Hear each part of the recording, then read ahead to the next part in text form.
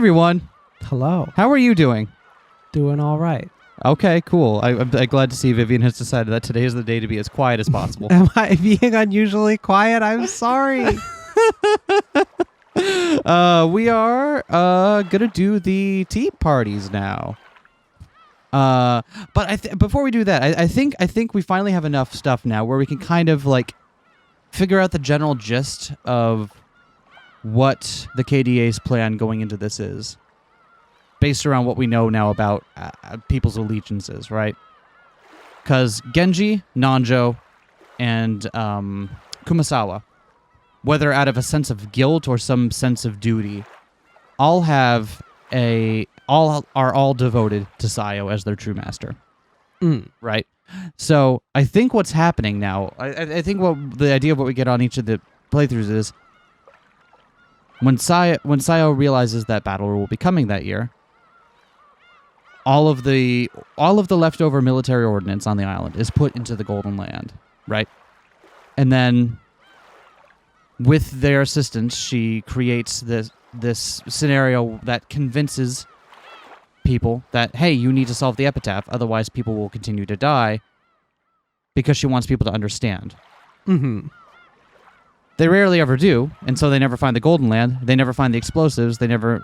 and everyone blows up. Except for the one time that they do, but unfortunately it's Ava who finds it first.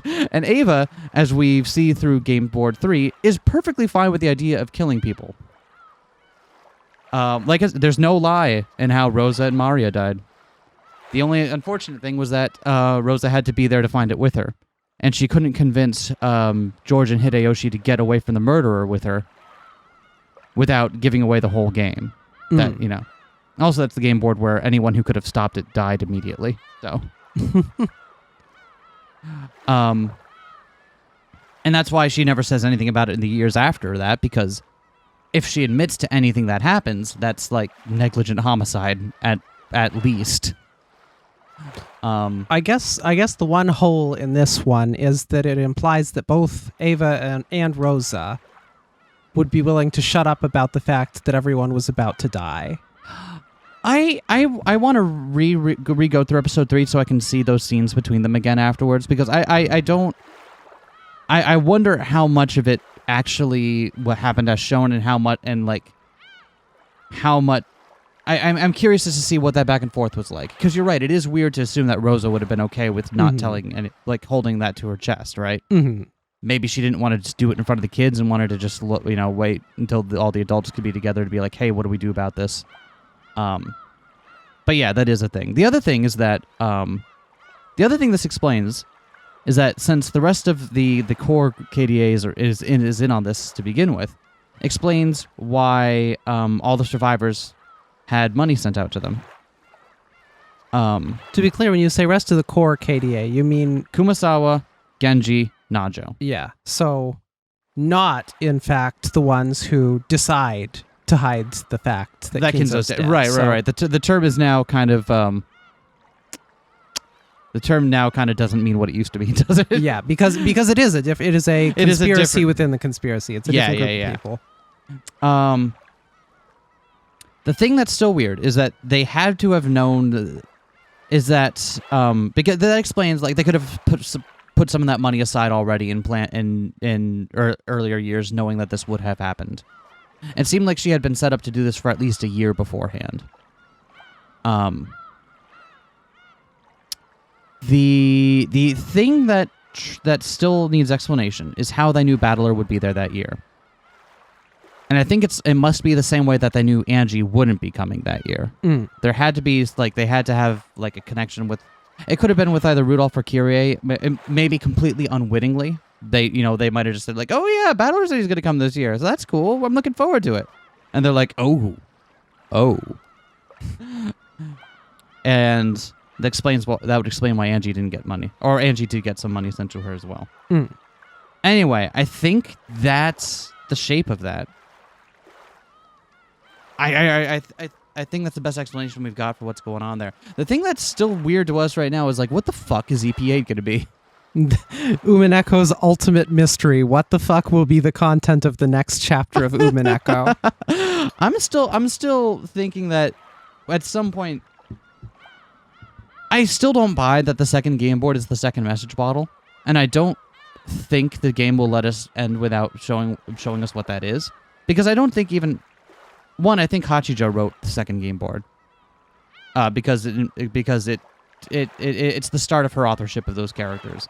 And I don't believe that, given just Game Boards 1 and Game Board 2, even Hachijo could have derived everything there is to know about the island. Right? Everything that she professes to know and show over her forgeries. But we also know from the one professor, I guess, that one time, that the second bottle is also a game board like the first, where it's like, oh, describing the series of murders.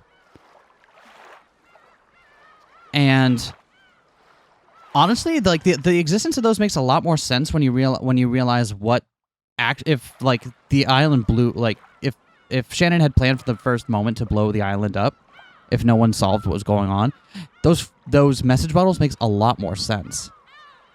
Because then it's a way of kind of obfuscating like exactly what happened, but also giving certain people enough clues to kind of figure stuff out. Because she still wanted someone to know. Right.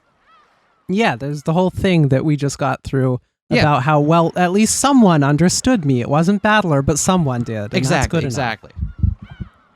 So, anyway, I still think the first two games are the two message bottles. Yeah, I don't think it makes sense though, because if she didn't know which one was going to be picked up, why would the second one rely on the characters and knowledge from the first game, from the first one? I don't know.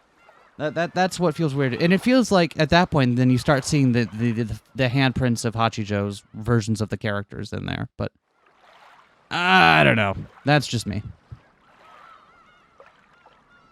Anyway, enough talking. Let's play the fucking tea party. How about? Enough talking. Let's talk. Enough but in talk. silly voices instead of our normal voices. Have at you. When I came to, all was silent. Oh, I got it. The room was dimly lit. And yet it was massive. Where on earth is this? I was sitting in what seemed to be a very short sofa. It was very constricting and looked like there were several more of them off to each side of me. Once I noticed that, I realized that I was in a theater. Oh, hey, it's you, sorry. Where on earth am I? I don't know how long I've been here. And more importantly, I don't know where this is. Beatrice's funeral ended, everyone went back to the mansion, and after that, my memory gets fuzzy, and I can't recall anything else. Then, I was surprised to notice the presence of another person. Apparently, I wasn't the only one sitting in the audience seating of this vast theater. The sound had come from a seat to the side of mine. When I looked, I saw a girl sitting several seats off to my left. It was a face I had never seen before. Who is she? She looked like a high schooler or a college student, about the same age as I was. Is it going to be Ange then? She groaned. Apparently, she had just woken up. I didn't want to scare her, so I decided to introduce myself first. Hello. Card called it.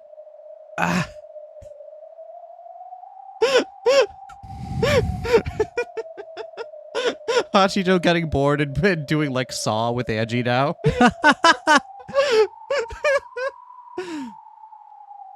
Apparently, she was equally surprised to find someone other than herself here. She jumped when she heard my greeting. Who the hell are you? Did you also hear the sound of like chains? Yeah. And that one, like, what are we meant to make of that? I feel the same way. It seems that neither of us is here of our own accord.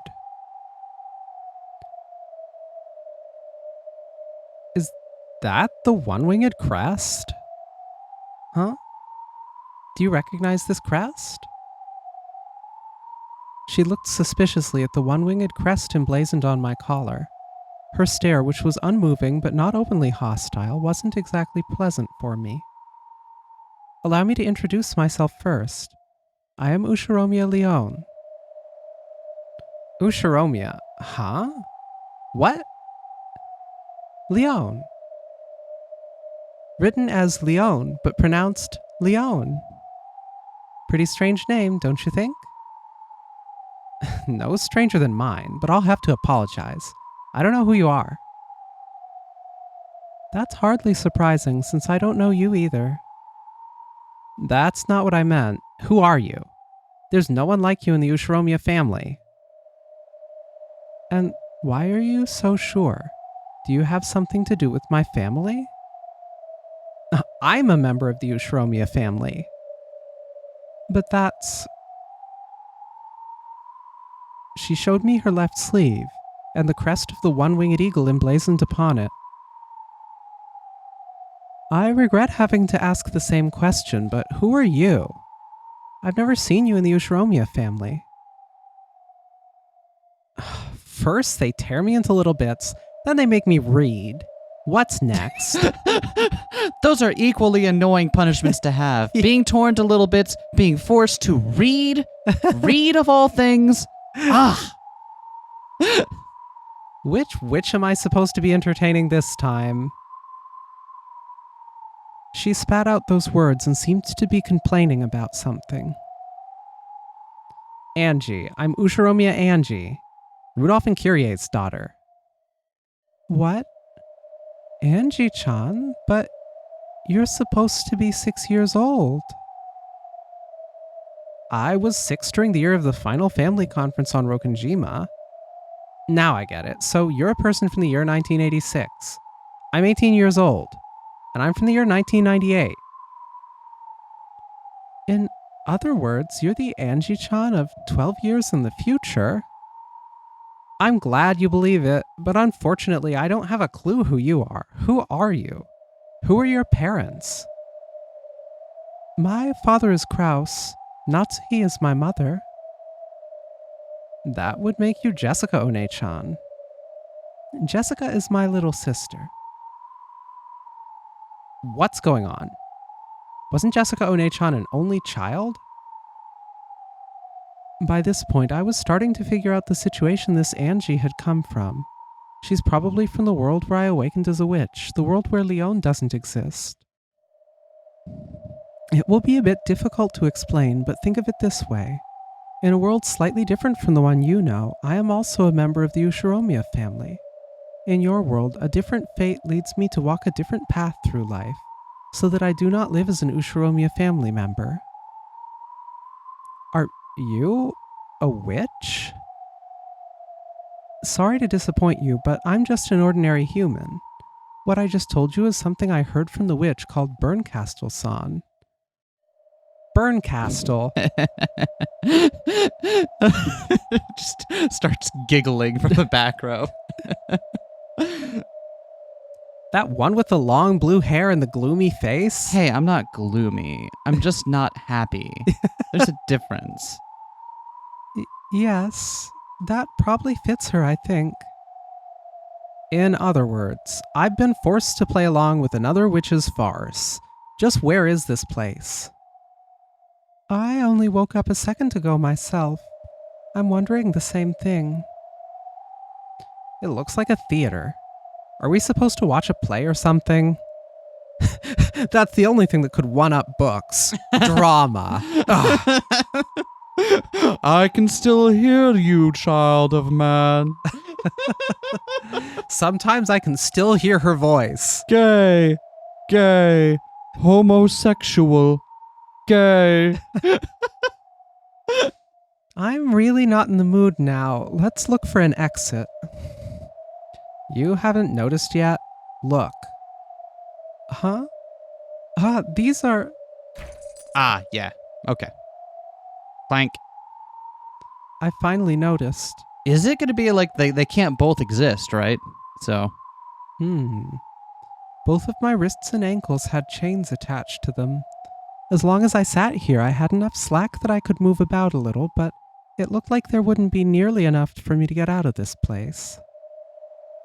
Who would do something like this?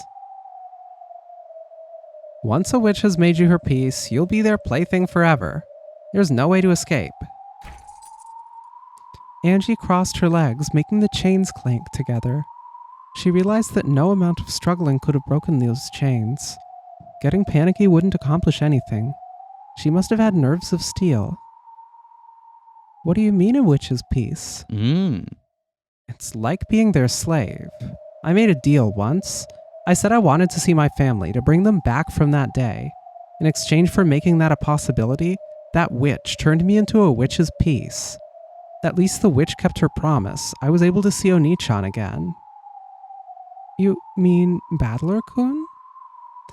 Well, I wasn't even able to tell him who I was, and in exchange for that short bit of time, I'm now trapped inside the witch's toy box for all eternity. Looks like you are too. Did you make some sort of contract? Contract? Nothing of the sort. Did you ever ask a witch to grant a wish for you? Never. She taught me what a miracle my existence is, that's all. Either way, neither of us is getting out of here. Okay, witches, what kind of show do you have for us this time? Have we moved from reading aloud to theater going? Am I supposed to watch someone else read aloud this time, or what? If that's it, then start it up already. I'm bored enough as it is. Oh, is this like what happens prior to Claire getting on stage then? And then they get to witness this? Maybe. What just happened? Ange yelled this to the pitch-black stage. Her voice reverberated throughout the theater, but no one gave an answer. No, someone did. And that was also in a voice that rang out across the theater. However, that voice sounded theatrical, as though someone was announcing the start of a play. What happened on that day, you ask? I'm not telling. If only you'd just give up and die. Oh no, that's Ava. You think that's Ava? Oh yeah. What happened on that day, you ask? I'm not telling. If only you just give up and die. Whose voice was that? That old hag. It was Aunt Ava's voice. What does she mean by what happened on that day?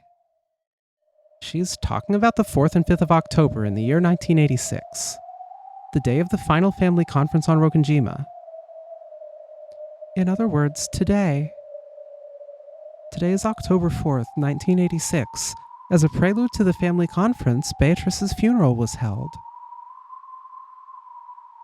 That's a surprise. So you've come here from October 4th, 1986? Tell me, what happened during those 2 days? The answer she seeks is inside the cat box. All I can tell her about is my close call with a sad life. However, I doubt that explanation will satisfy her. Then, a pillar of bright light pierced the stage. There stood a white shadow. That white dress was obviously Claire's. Of course, Angie didn't recognize her. She looked suspicious, apparently wondering who in the world this was.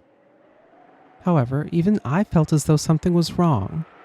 Didn't she settle all of her regrets in that funeral a short while ago, before being sent off into the next world?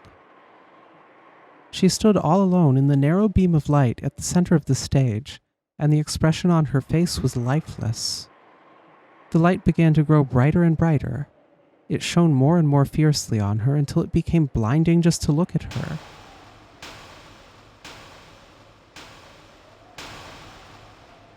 Oh! The world was enveloped by a light so bright that we couldn't open our eyes, surrounded by a sound like wind or television static, and our minds began to go blank. What on earth?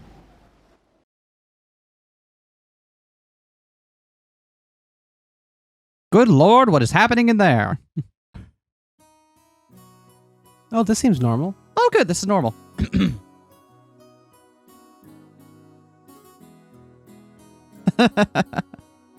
Woo, they're blooming wonderfully again this year. Must be a pain to take care of all these. Pretty easy for us, though, just looking at them.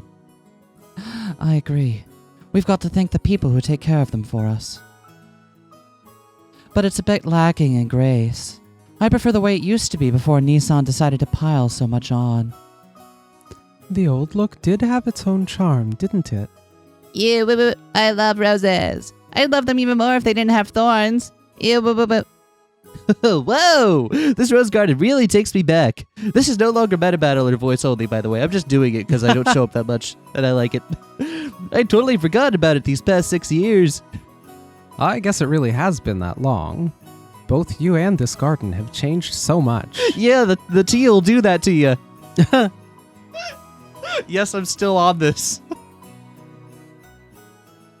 Let me introduce you. This is Canon-kun, one of our servants.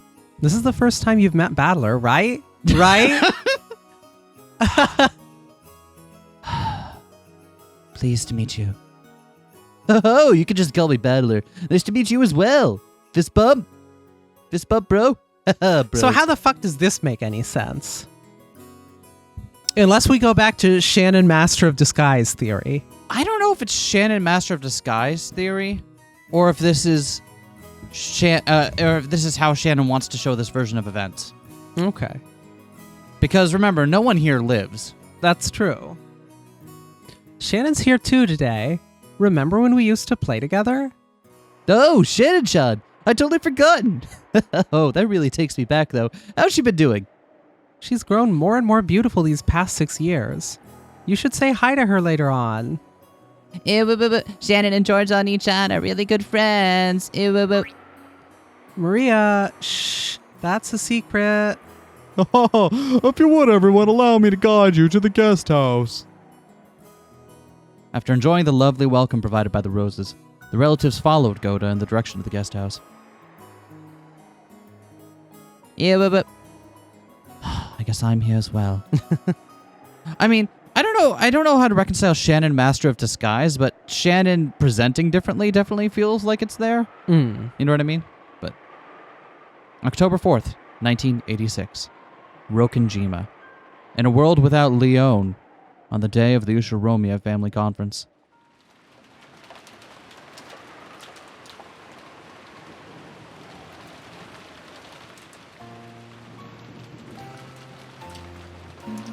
Maria read a mysterious letter aloud after dinner, just as she had been told to.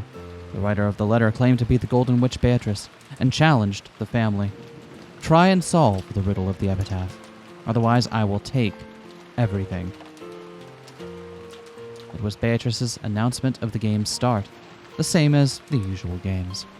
Had an unknown person appeared related to the problem of the inheritance's distribution? Where was the 20 billion yen worth of gold hidden? What was the purpose of this letter? For what goal had it been written? We have answers for all these now. Yeah. Who on earth is this Beatrice? It was the usual dinner on October 4th, where several bits of suspicion and paranoia intertwined. George-kun, I'm sorry, but could you go to the guest house with the others? My apologies. Shannon, take the children to the guest house. We will move straight on to the family conference. Yes, as you wish. Beatrice, the Golden Witch, huh? What a fascinating letter you've sent us. She's telling us to solve the epitaph? That's ridiculous. That gold belongs to us. Why would we ever give it up to some outsider? Just find that gold, we'd all be pretty happy, though. No one would have to lose anything. Let's go, everyone. They'll be having an adult conversation from here on out. Oh, sheesh. Sounds like it's going to get complicated. Come on, Maria. Let's go. Beta ceremony has begun. Okay, everyone. I shall guide you to the guest house.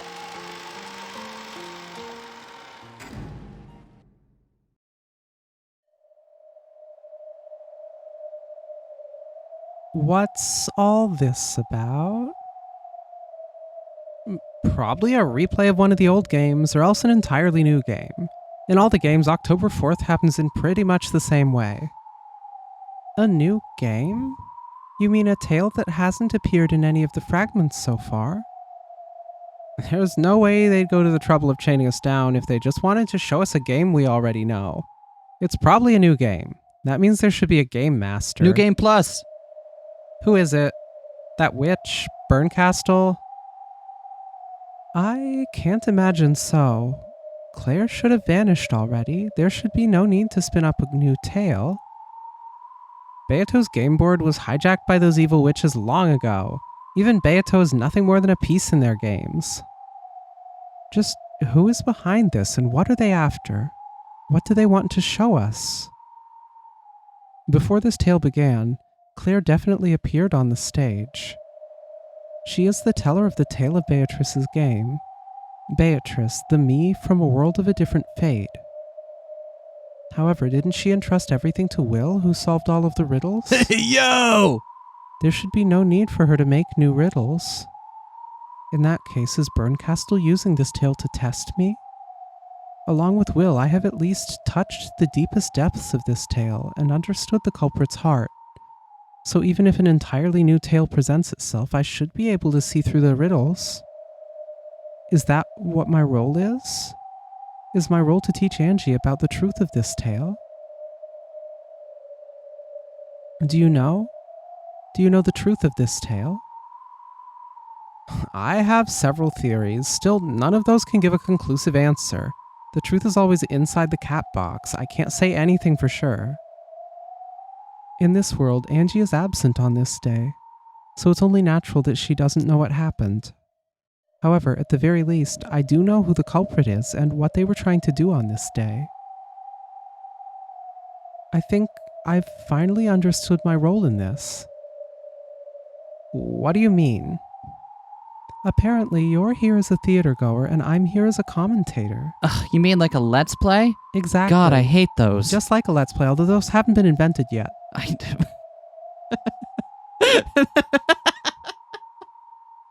Then how do you know what they... Never mind. That is a commentator. What exactly is it you're going to explain for me?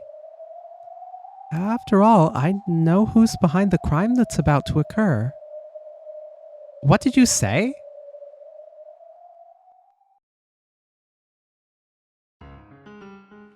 Thinking about it straightforwardly, the only explanation I see is that someone's trying to make us solve the epitaph, hoping to then snatch the gold for themselves. See, that's half right. Someone's trying to force you to solve the epitaph.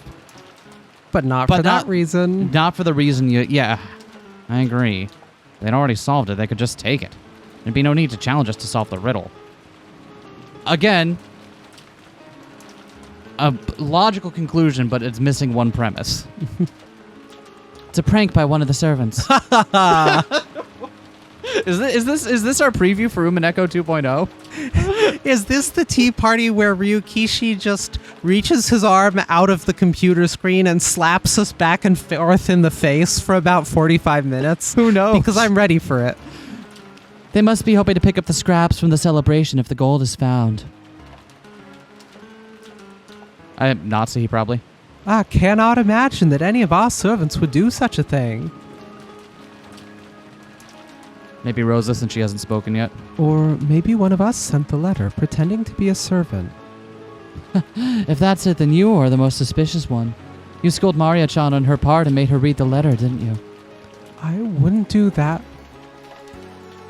Give that a rest, Ava. We can't jump to conclusions. Isn't this the time for us all to stick together?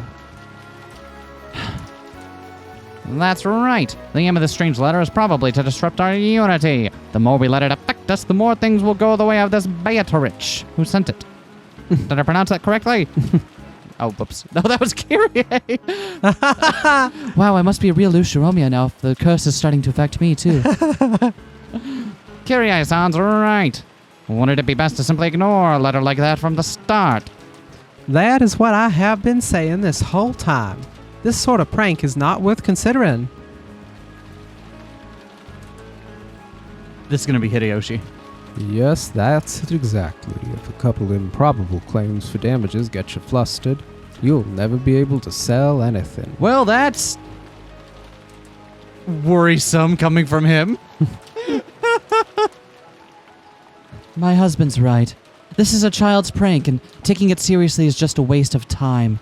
If someone really wanted to shake up the inheritance issue, they'd come forward boldly instead of using something this roundabout. Got it right there. Someone probably wants to make us think there's another person trying to make demands about the inheritance when their real goal is just to pick up the scraps. I wonder if they'll ask for some hush money in exchange for staying out of the inheritance issue. If that were the case, then they should have written it into the letter. And the letter is just a challenge, telling us to try to solve the epitaph, or else hand over everything, huh? The culprit's trying to make us solve the epitaph's riddle. Nothing more, nothing less. So it's simple. If we worry about this letter, we lose. Indeed, I agree. To that big mysterious show, like something out of a mystery novel, we've all gotten a bit too wrapped up in this. Seems we're all taking this too seriously. But who did it? Such an aggravating thing to do. If it wasn't a servant, then one of us must have written it. I'm not naming names, of course, but I am going to keep looking meaningly over at Rosa's side of the room. Stop it. Nope. Not going to stop. I really know nothing about this. Uh-huh. Mm-hmm. Settle down. Anyway, what this letter says does make a bit of sense. All of us need money after all, and if possible, we need it right away. No one here has any objections to that, right? Of course not. Whether it's money or love, you can never have too much of it. We don't know when Father's inheritance will come to us. However, the gold of the epitaph is different. If we find it, we could just split it then and there. Maybe Rosa? In a sense, it's even closer to us now than the inheritance is. Assuming we can solve the epitaph. Everyone here has tried solving it on their own, yes? Kyrie asked the room at large, and everyone wordlessly nodded back. Here we have 4 people who have inherited the blood of the one who made that riddle, and each has tried solving it on their own. That doesn't sound very efficient, does it? True. We've all been greedy and tried to go it alone, huh? However, we already reached a decision about how we'll split the gold up if it's found, and about acknowledging Aniki as the successor. Though you demanded quite a lot in exchange. I wonder if we can solve that epitaph if we pool our efforts and work together. 2 heads are better than 1, and here we have 7. Today we reached a general agreement about the inheritance problem. Why not take a shot at the epitaph for a bit of fun on the side? Nice idea. Let's give it a try and call it a break. Ridiculous. Of course there's no hidden gold. So this is different, right? In what sense? We didn't ever get one where everybody agreed that yep, we're all going to put our heads together. Oh, no. This is entirely new. Yeah. Yeah, this isn't a rehash of anything we've seen so far. Take it easy. Just think of it as a game. Let's have Goda-san bring us something cool to drink, like Gatorade. Gatorade is very cool, right? It's a hip drink. We can take a big break and all play with riddles as a big happy bunch of siblings for once. Well, the night is long. Will at least be more productive than pointless inquiries into Father's health. I'll ring up Goda-san. He can bring us something. Let's have tea and sweets. Oh, and a map of Taiwan, please.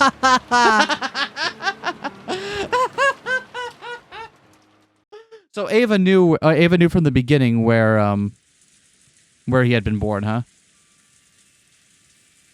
Yep, apparently. Oh, and a map of Taiwan. God. 2 shadows could be seen in the Rose Garden Arbor. It was George and Shannon's secret meeting. I want you to take this ring.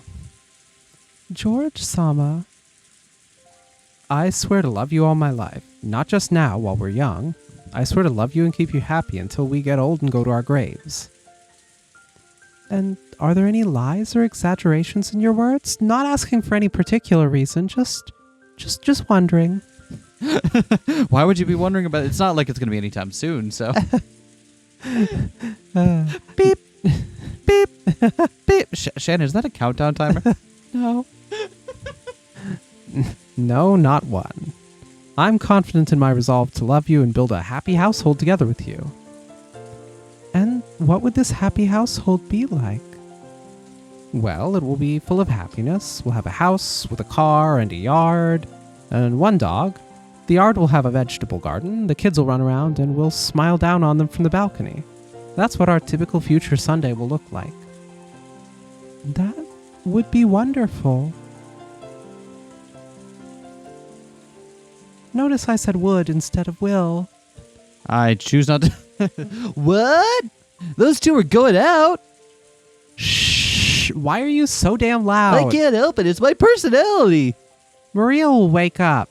Oh, I see. So that's how it is, huh? Now that you mention it, they seem to have a pretty good mood going on there.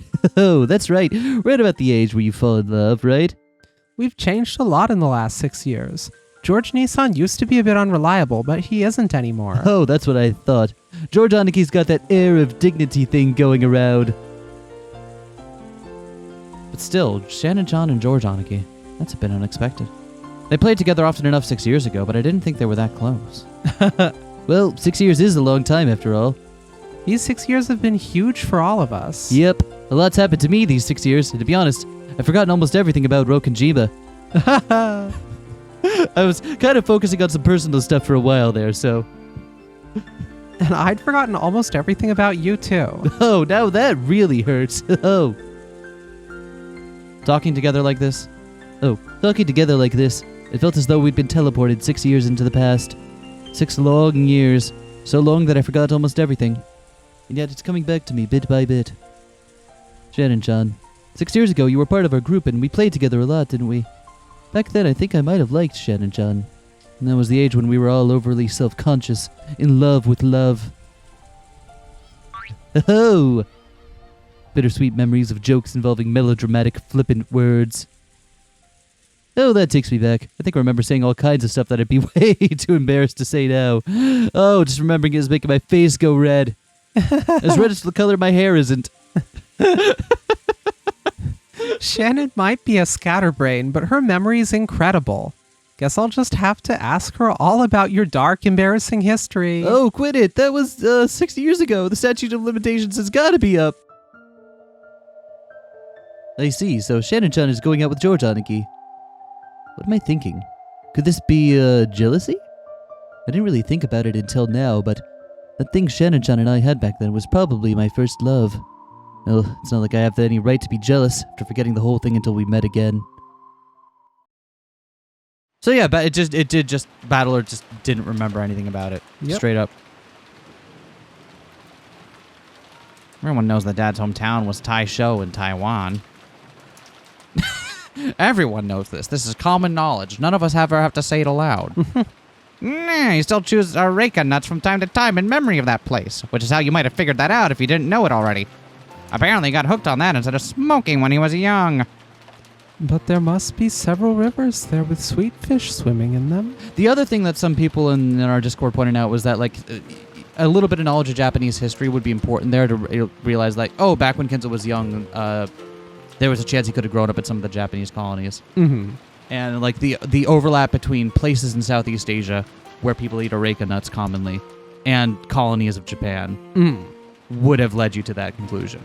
But smart. I knew about the Japanese imperialism history side of it, but did not know shit about where areca nuts would be eaten. So yeah, only half the context that would have been needed. Yeah, that's how you probably would have gone about it. Yeah.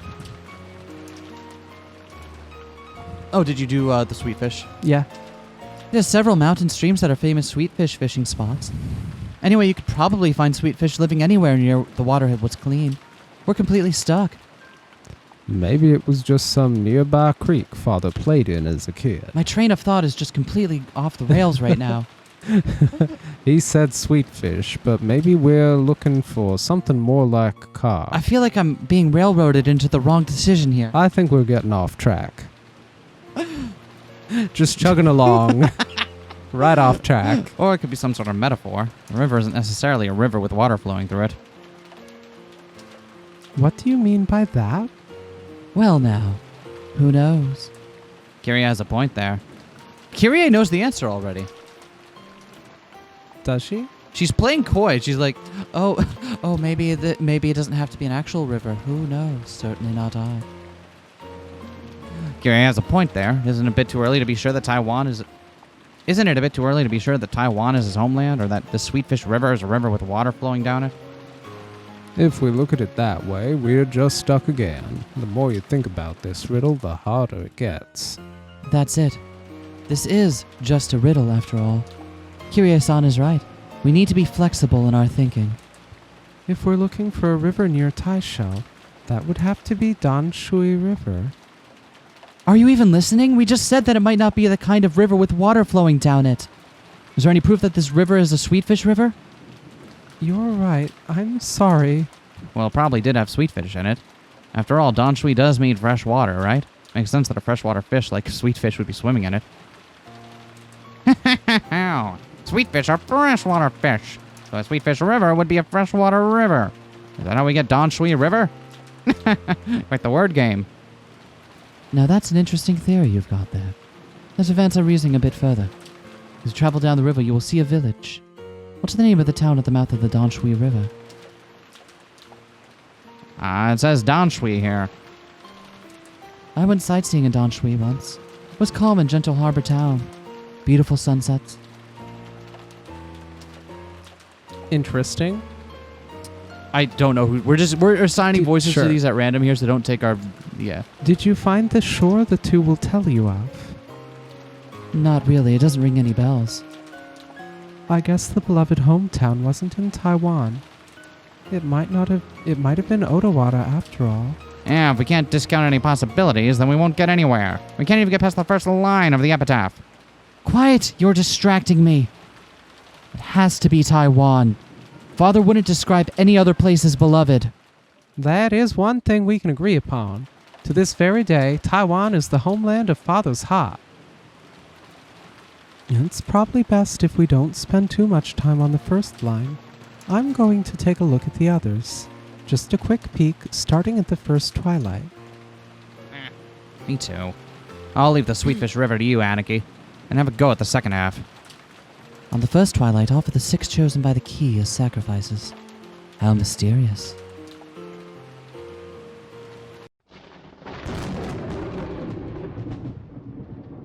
I've got it, Ava suddenly muttered.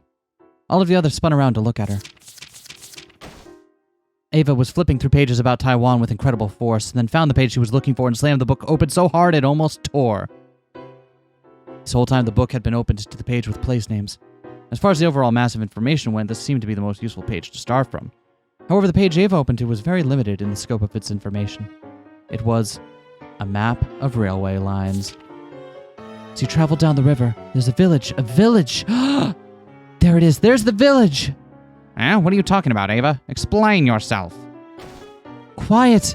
There's a shore, too, and a mouth.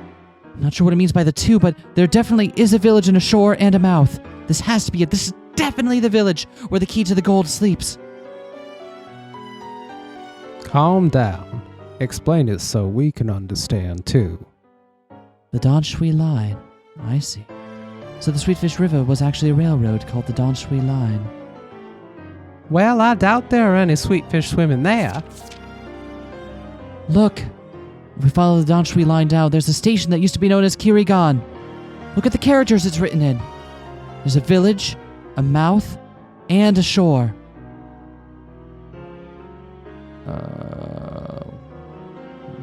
Oh, the formerly. Got it. He's right. There's a village, a mouth, and a shore. As you travel down the river, you will see a village. Oh, no, this will be someone like... True. As you travel down the river, you will see a village. It's the only station on the Danshui Line that has the character village in its name. I see. It's like a code pointing toward this station's name. This has to be it. There's no doubt. We just need to look a little bit further and we'll definitely find out what the two who speak means. Look! This is it! This is it! The region around the station has the same name, except with a mouth in the second character. That makes a total of 2 mouths in Kirigan. Are those the two who speak? Incredible, Nason. This has to be it. Does this mean the key is hidden somewhere in this town of Kirigan? I wonder. The whole riddle so far has been a word game. If so, isn't it likely that Sleeping Key is also a word game? I agree. On the first twilight, this key selects 6 sacrifices, right? So it's hard to imagine that it's actually something key-shaped. Wow, this is getting damn interesting. Offer up the 6 chosen by the key. Let's think of a key that's somehow related to this, and let's break it down its name, Kyrie God. I'm absolutely sure that this is a word game. It has to be. Think, everyone.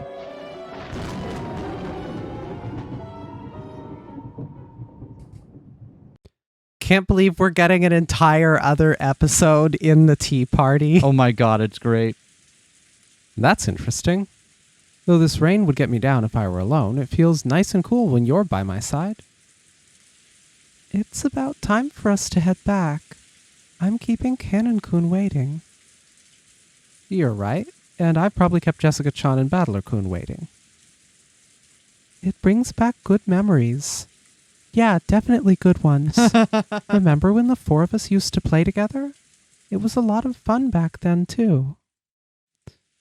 To me, it's a lot more fun now, because I get you all to myself. Oh, George-sama. Oh, George. They laughed at George's melodramatic line. However, George's laugh seemed just slightly forced.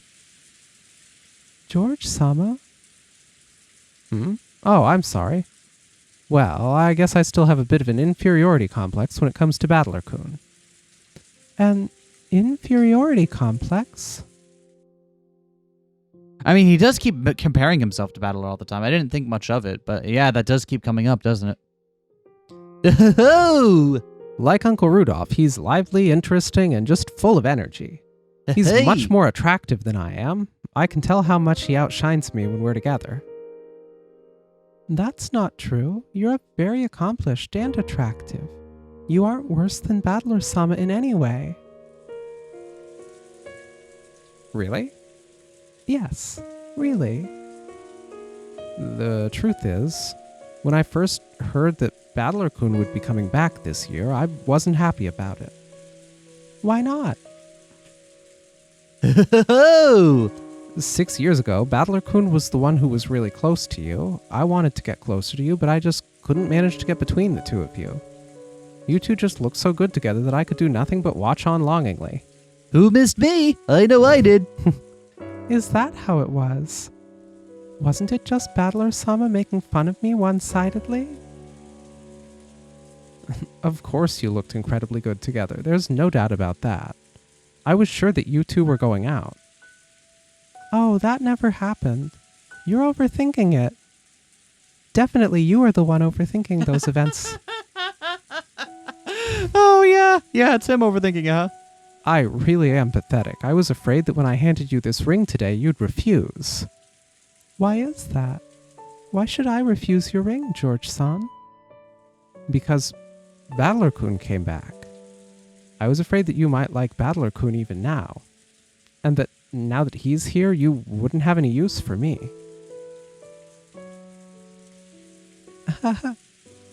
George-san, please, look at this. You see this silver glint on my ring finger? What do you think that is? You're right. Sorry. What's got me so shaken, I wonder? I'm probably still jealous of him now that he's gotten even cooler these past 6 years. Yeah, the tea will do that to you. How pathetic. No, it's okay. Those feelings are a sign that your love for me is strong. Is so strong you don't want to give me up to anyone. If you're worried about my feelings switching to Battler-sama, just love me all the stronger so that such a thing would be unthinkable. Love me so much that I don't have time to think about other men. I'm scared too. I'm sure you'll meet many women in the future who are much more attractive than me. Or you might tire of me when I don't match up to your expectations for some reasons. So, that will okay, become clear. Can I, real quick here, sidebar on something else that I was discussing? Yeah. So I was having a chat with Reina. Yeah. That I'm sorry we accidentally had it in the Discord chat that you were part of. I didn't mean to ping you like. No, that's fine. And we were going back over some of the stuff about Shannon, and I realized at some point I think Shannon might be intersex. Yeah. There's one line in particular early on where they're ruminating over, and I think we pointed this out at the time, but it kind of just fell by the wayside because there's just so much going on in this game. where they're ruminating over like Kinzo's polydactyly, and how a lot of times parents will do things to their children at birth to make them conform with how people expect they should be. And it made it almost seem like it made me think heavily of like the genital mutilation that some intersex children go through as a result of their parents deciding that they should interfere. And also that might inform like some of Shannon's like discomfort growing up and why she feels the need and why she feels like she wants to try on so many different versions of herself because she's not sure which one is her. It's just something that and with this line right here, I'm like, is that what they're getting at? I don't know if I'm.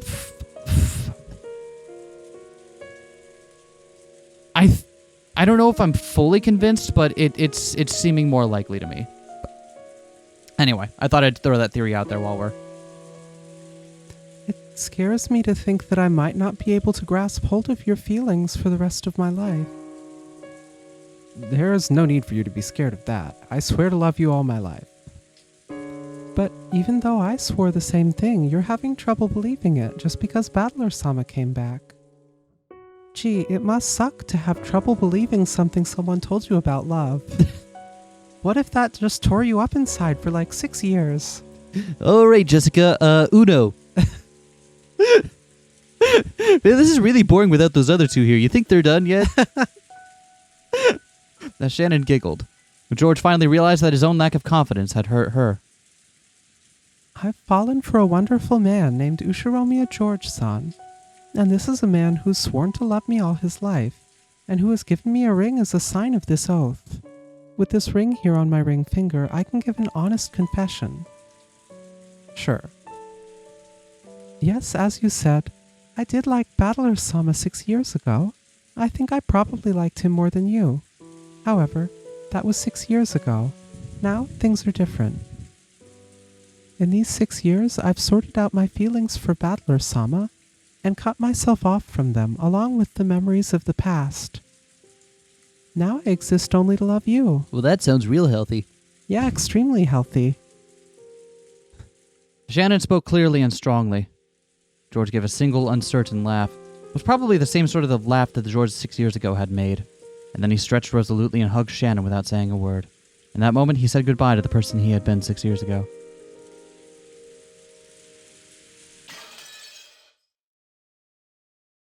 Wait. Are there multiple bits to this tea part? Why is it like this? Are there? I guess we'll keep going for now. Like, yeah. That was less than an hour, right? We got time to fit another one in this sesh. Let's go.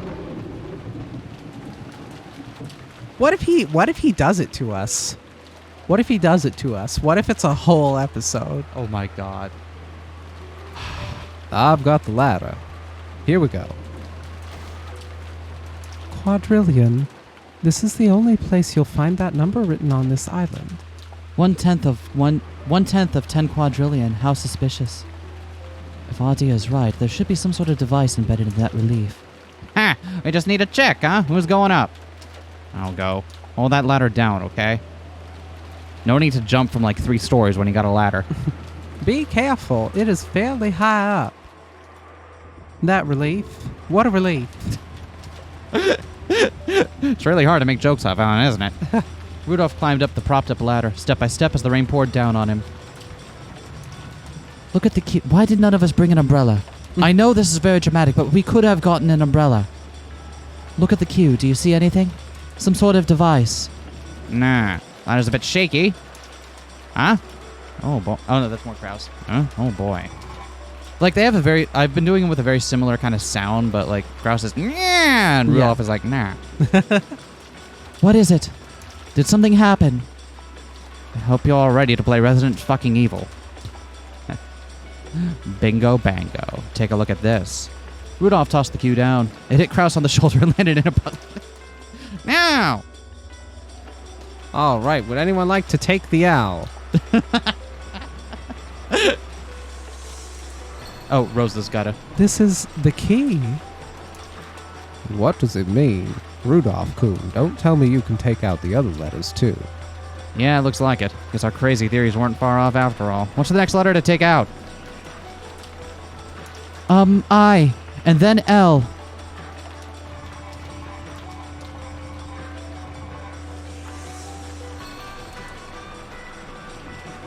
Following her instructions, Rudolph removed the 6 letters of the first twilight. When they got this far, nothing stood in the way of them solving the riddle. By trial and error, they finally reached the final stage.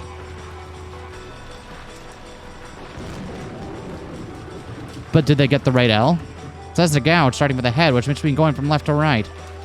Rudolph-san, starting for the left, turn the keys before taking them out. Got it.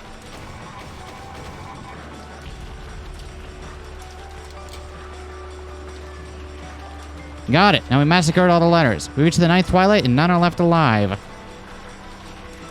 So, did something happen? Felt like something clicked, but nothing changed. Did the hidden door open up somewhere? Hey, look at that. It moved, I'm sure it did. Huh? Everyone, look. The lion statue's facing the other way. What is going on? Is there some secret inside the lion statue? Ha, that's not it. It's probably telling us to look where the lion's pointing, see? Look that way. That lion's facing a different way, too. What does it mean? It's guiding us, stupid. We have to go in the direction the lion's face.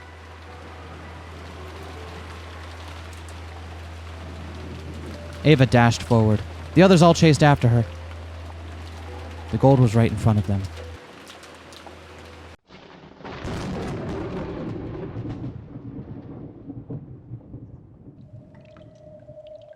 Yep. Now this is a surprise. Who would have thought that a hidden stairway like this existed, huh? I told you, it's like Resident fucking Evil. It makes sense now. Father didn't like people going near the chapel. I wonder how long that device has been there. Judging by the feel of this underground passage, probably for quite a long time. I imagine it was built at nearly the same time as the mansion itself. The riddle of the epitaph was probably also planned many decades ago. Well, this is Dad we're talking about. I try not to let the things he does surprise me, but this... Just how far does this stairway go? Hey, maybe that old rumor was true. You know, the story about him having a mistress hidden in a hidden mansion in the forest somewhere? I see. It's likely that this underground passage goes all the way there. Oops, that wasn't me. I wonder if it connects to the mansion from that day. I think we found the goal. Look at that filthy door. Something's written on it. Bingo bango. I'm gonna keep doing that because I like it. Something was written on the door in red paint. On the 10th twilight, at journey's end, you shall attain to the power of the Golden Land's treasures, once and for the last time. Does it open? It does. Is everyone ready? I'm going to open it. So we finally reached the gold, huh? We can only hope that such a sweet deal's really true. Let's open it, Nay-san. Right. I'm opening it. Blam. The heavy door opened slowly, and then the gold-filled underground VIP room showed itself.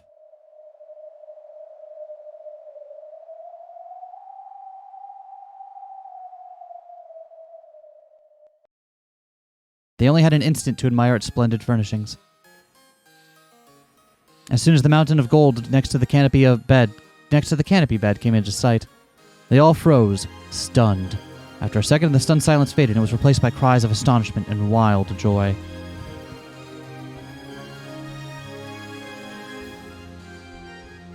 Incredible. I can't believe it. It's 20 billion yen in gold. It really does exist. What a shining mountain.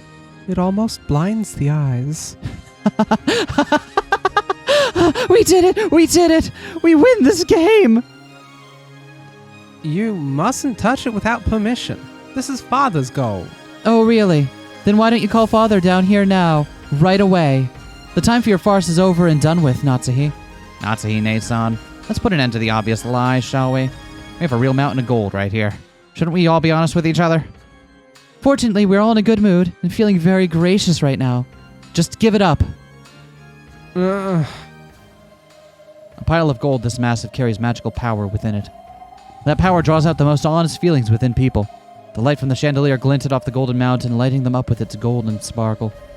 It was as though the sparkle controlled everyone present. For some time they forgot their age, and howled and laughed, running around, about and rolling around like a bunch of excited kindergartners at a park.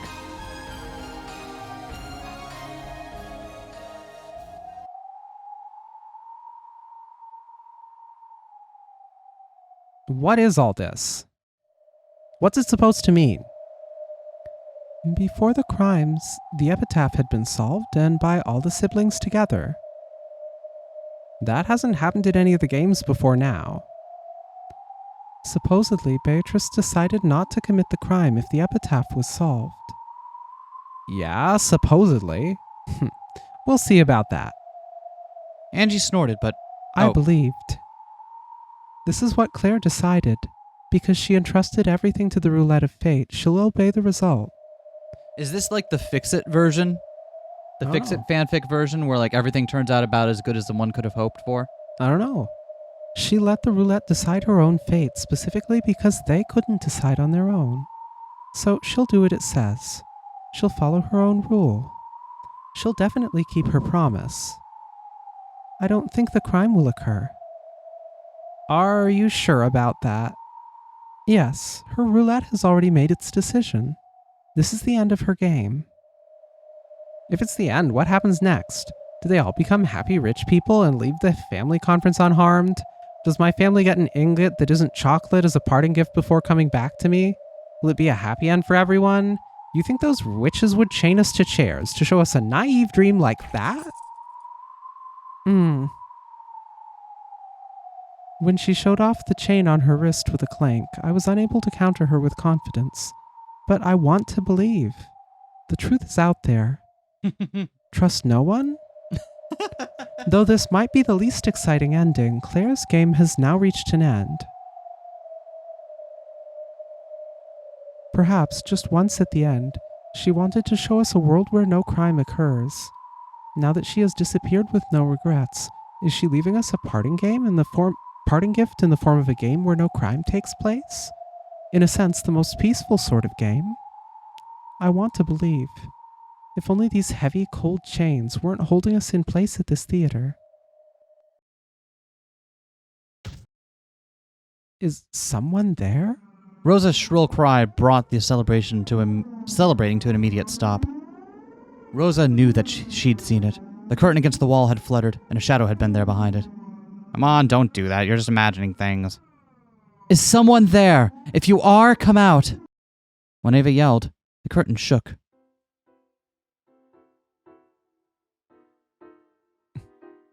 And then a witch wearing a black dress appeared from the other side. Right, because Sayo also has another way into this room. Yep. In an instant, everyone realized the dress was the same as the one worn by the witch of the portrait. And they realized one more thing. This person was the owner of this room. Welcome to the room of the gold. Her face and voice were expressionless, blank. The others all looked at each other, wondering who should respond. Rudolph was the first to speak. So you are Beatrice, huh? Indeed. And you're the one who gave Maria that letter. Indeed. Is father behind this? No, this is my game. If that's so, then we've won. We've solved the epitaph's riddle and found the gold. We've accepted your challenge and won. That means this gold belongs to us, right? Indeed, it is as you say. You have solved the epitaph splendidly and discovered the hidden gold. This game ends in your victory. This gold no longer belongs to me, but to all of you. It seems you're a graceful loser. Hey, you. If we hadn't solved the epitaph's riddle, what were you planning to do? The letter said that you take everything of the Ushiromiya family. Yes, I planned to take all of your wealth and all of your lives. I planned to do as I pleased with everything that exists on this island. The witch walked toward the table next to the bed. Then for the first time, the others realized what sat on that table. They were 4 rifles. There was also a case filled with bullets. So that's where the rifles went. Okay. The witch picked up one of the lead bullets lying on the table and played with it, her face still expressionless as she spoke. If this night ended before you managed to solve the epitaph's riddle, I planned to follow the epitaph and commit 13 murders. What did you say? That's what I thought when I first saw that epitaph. It almost looks like something you'd find in a serial murder mystery novel. That's right. If you had killed 13 people to match the epitaph, that would have made for quite a mysterious crime. There's no way you could do that all by yourself. No matter how many guns you had, killing 13 people, that would just be... I formed my plan with great care and constructed several alternatives. I envisioned all the actions you might take from tonight and through tomorrow, and prepared a mystery to deal with each of those. I'm afraid I cannot reveal those at this point, but it really was a tightly knit set of pleasant, closed-room murders. If there were just a few of us, you probably could have gunned us down in our sleep. There's no way you could have killed 13 of us. We weren't that stupid. Yeah? Angie from the crowd. Are you sure about that? It would seem so. At any rate, I predicted that the epitaph being solved before the first twilight was the most unlikely result. It would seem that us reaching this place was a miscalculation on your part. No, even this was one of the results of the roulette I wished to create. This is probably the best outcome for all of you. No one will die, and you can leave this island with the gold. Congratulations, this game ends with a perfect victory for you all. If no one could solve the riddle, she planned to take a gun and commit a serial murder.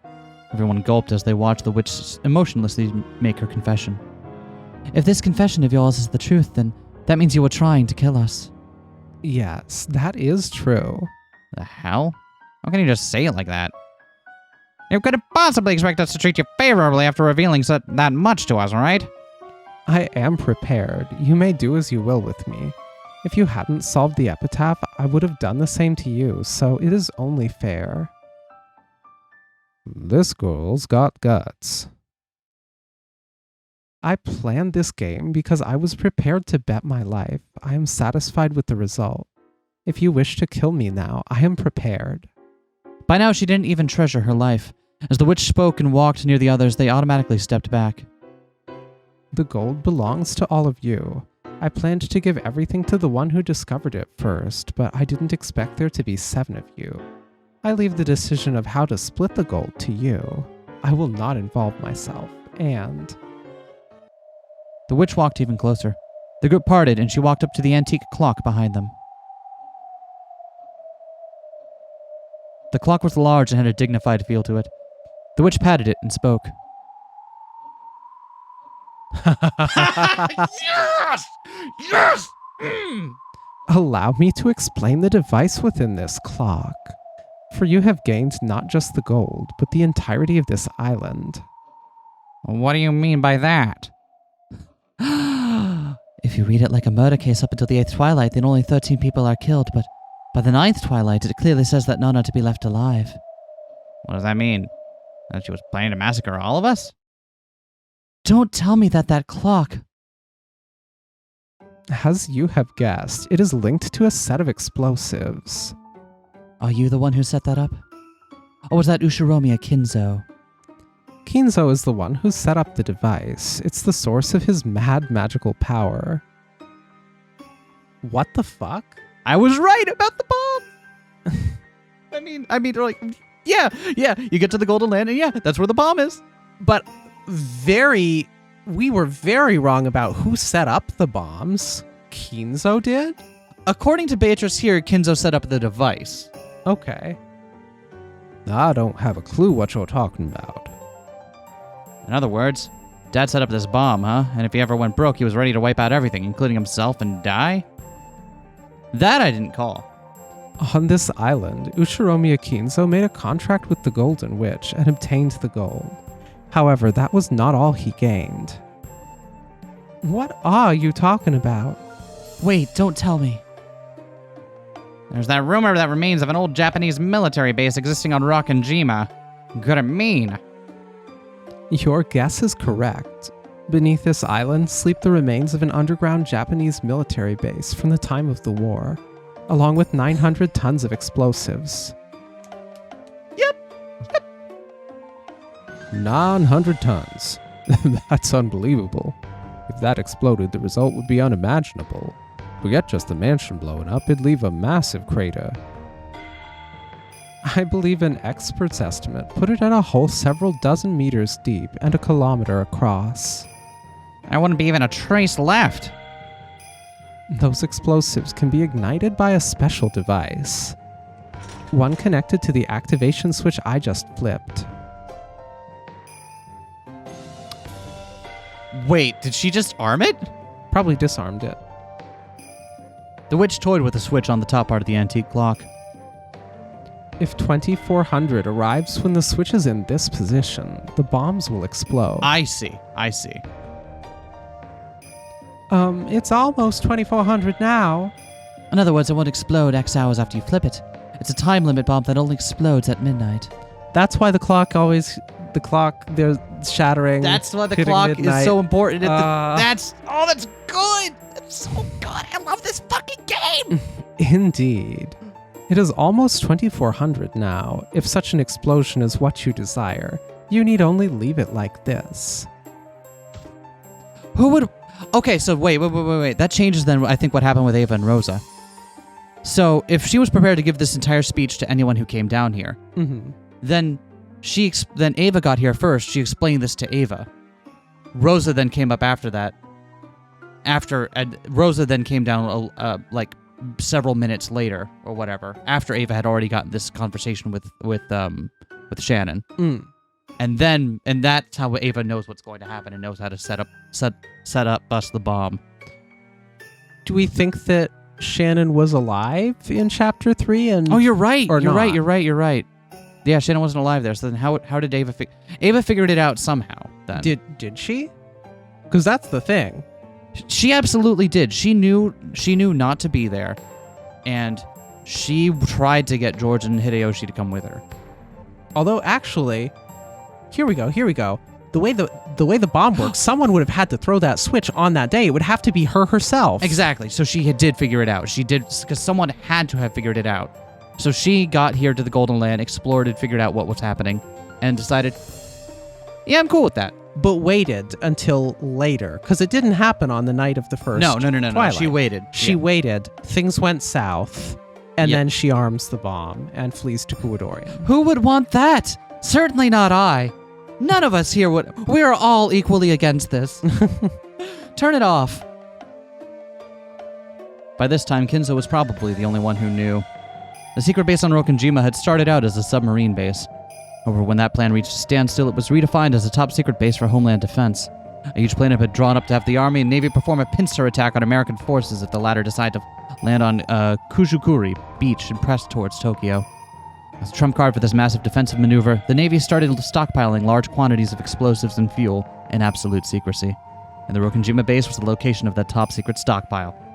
The buried explosives weighed 900 tons in total. Also fearing that the Americans might find out the island's secrets and seize the explosives, they set up a system for the self-destruction of the entire island. Kinzo, who knew all of this, decided not to remove this device, but to tie it in with this strange clock that could trigger such an explosion any night at midnight. Kinzo was famous for building up his funds using a vast store of gold, then using those funds in several sink-or-swim gambles, one after the other. Just what did his stockpile of gold and the 900 tons of sleeping explosives mean to him? At this point, we can only guess. Perhaps the true source of Kinzo's mad power wasn't the gold after all. If he lost a big gamble and all that he owned, he could erase this entire island from existence with this device. For the rest of his life, he must have put the gold and everything else he had on the line. Kinzo probably stared at this clock at times, sometimes flipping the activation switch and letting it tick down. Maybe, whenever he came up against a troubling problem, he would hide in here and flip the switch, with the intention of blowing everything away if he didn't think of a brilliant plan before 2400 came. He could gaze at this mountain of gold, listening to the clock tick towards his death as he searched for an idea. Perhaps Ushiromiya Kinzo's real study wasn't the one in the mansion, but this place instead. That sort of switch sounds just like Dad, actually. But maybe each time Dad worried about something, all of us kids were put on the line as well. This is Father, so it wouldn't be unthinkable. This device now belongs to all of you. If you desire a massive explosion, use it whenever you please. Are you crazy? Who'd want a big explosion? These explosives are half a century old, right? Would they really go off? Yes, of course. The explosives and the fuses are still working. I tested them myself. You tested them? You mean that? I see! Now I finally understand. So that's why the shrine disappeared without a trace. That's the scene going out to break the mirror at the shrine. It's Shannon just swimming out with a bunch of dynamite. We know there's a boat. Oh, it's Shannon boating out with a bunch of dynamite. Of course there's a boat. It's a secret Navy base. Well, no, we already knew there was a boat. We've heard descriptions of. It's not a convenient one. Yeah. But like we do know there is one.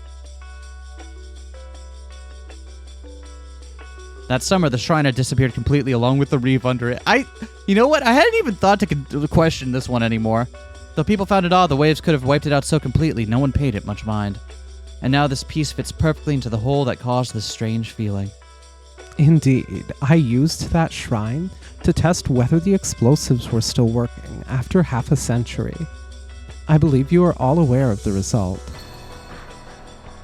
I'm giving you this speech while my hand is still on the switch, FYI. Could we just, real quick, just not do that?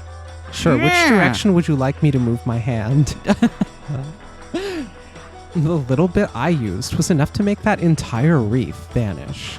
It's easy to see how 900 tons of that would cause an explosion large enough to rewrite the map. An explosion like that were to occur, it would certainly kill all of us. But what about you? I doubt you were planning to commit a group suicide with us. This underground VIP room is connected by a subterranean passage to the remnants of the military base. If you go straight along that, you'll come out at the hidden mansion on the opposite side of this island, Kuadorian. It's about 2 kilometers away. If you make it all the way there, you should be able to escape the blast. I see. So you plan to escape there just before the blast? I have only said that such a thing is possible. You may not believe this, but if the 9th twilight ended before any of you could solve the riddle, I planned to die along with everything else. There's something seriously wrong with this girl. She's insane! There's no point overthinking it. If we hadn't solved the epitaph, she would have used those guns, or else that switch, to massacre all of us, right? There's no doubting that now. You are correct. You have ended this game in the best possible way, without there being even a single victim. I wish to convey my respect and admiration. There may have been 7 of you, but you did solve that riddle, which took me so long to solve, in a single night. That is worthy of praise. And I admire you for your graciousness and honesty in defeat. We'll decide how to deal with you in the future, but I intend to do all I can to reach a gentlemanly agreement. Pay me no mind any longer. I am already one of the dead, who was already prepared to kill everyone and die myself. The Golden Witch Beatrice solved the epitaph, reached this room, and revived. And now, new people had solved the riddle and reached this room. So her role was finished. When the epitaph's riddle was solved, Beatrice's illusion of the witch ended. Most likely, no one in this room was capable of understanding her grim determination. She herself was probably the only one who understood. As long as the many selves inside of her understood, that was enough. I am one, yet many. I abandoned myself to the magical roulette of endless possibilities. The result, the answer, is this. This is what the tarot cards known as the epitaph ceremony have shown me.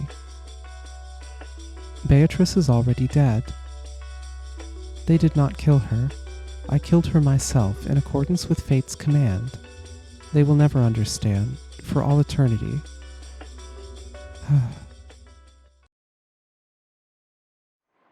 The witch stared up at the ceiling without speaking for a while, then looked as though she'd suddenly remembered something. She grabbed at the sleeves of her dress and took out some sort of card. Oh, yes, I forgot. I have no need for money after death. I will give this to all of you as well. A cash card?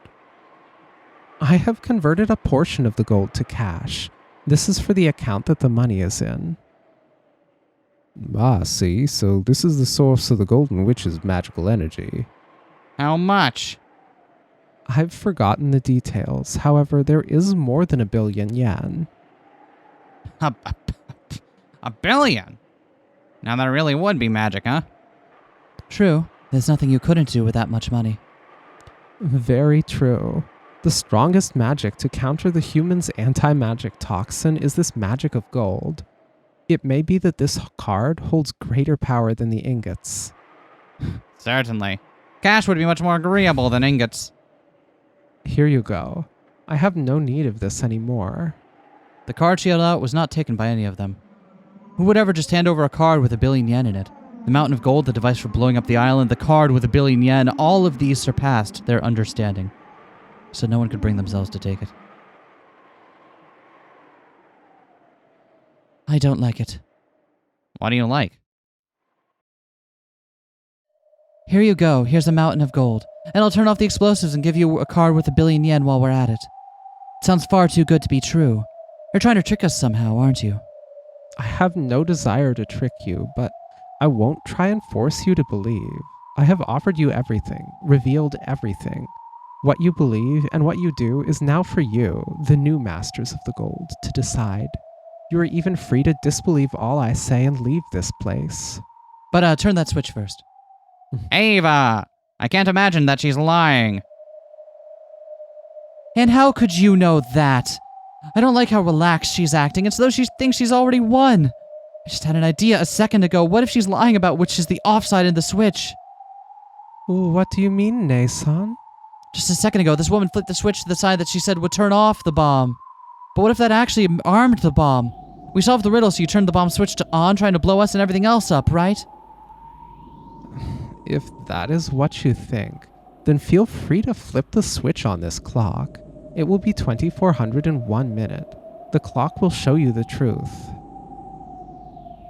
What did you just say? Hey, what are we supposed to do? Is the bomb set to on now or off? I can't imagine that she's lying. It's inactive now. We shouldn't flip it. But I don't like it. Why is she so resigned to her fate? Why is she offering us things one after the other? She's tricking us to buy time. She wants to buy time until 2400 so that she can go down in flames along with us. What about the switch itself? Is there some way to tell if it's on or off? On the upper part of the antique clock was a metal switch that could slide right or left. Right now, it was set to the left. However, there were no marks in particular on either side to tell which one was off and which one was on. Hey, tell us the truth. Which way is off? Left. It's off now. You idiots! You really expect an honest answer from her? It's the opposite. It has to be. The right side must be off. We don't have any more time, Nason. Quit it, Ava. Don't touch the switch. It's set to off now. Ava-san, take your hand. Ava-san, take your hand off of it. Hideyoshi, maybe? I agree. It's off now. If she wanted to kill us with a bomb, she wouldn't have told us about it. Beatrice, don't think you could trick me. That's Beatrice. 5, 4, 3. Ah!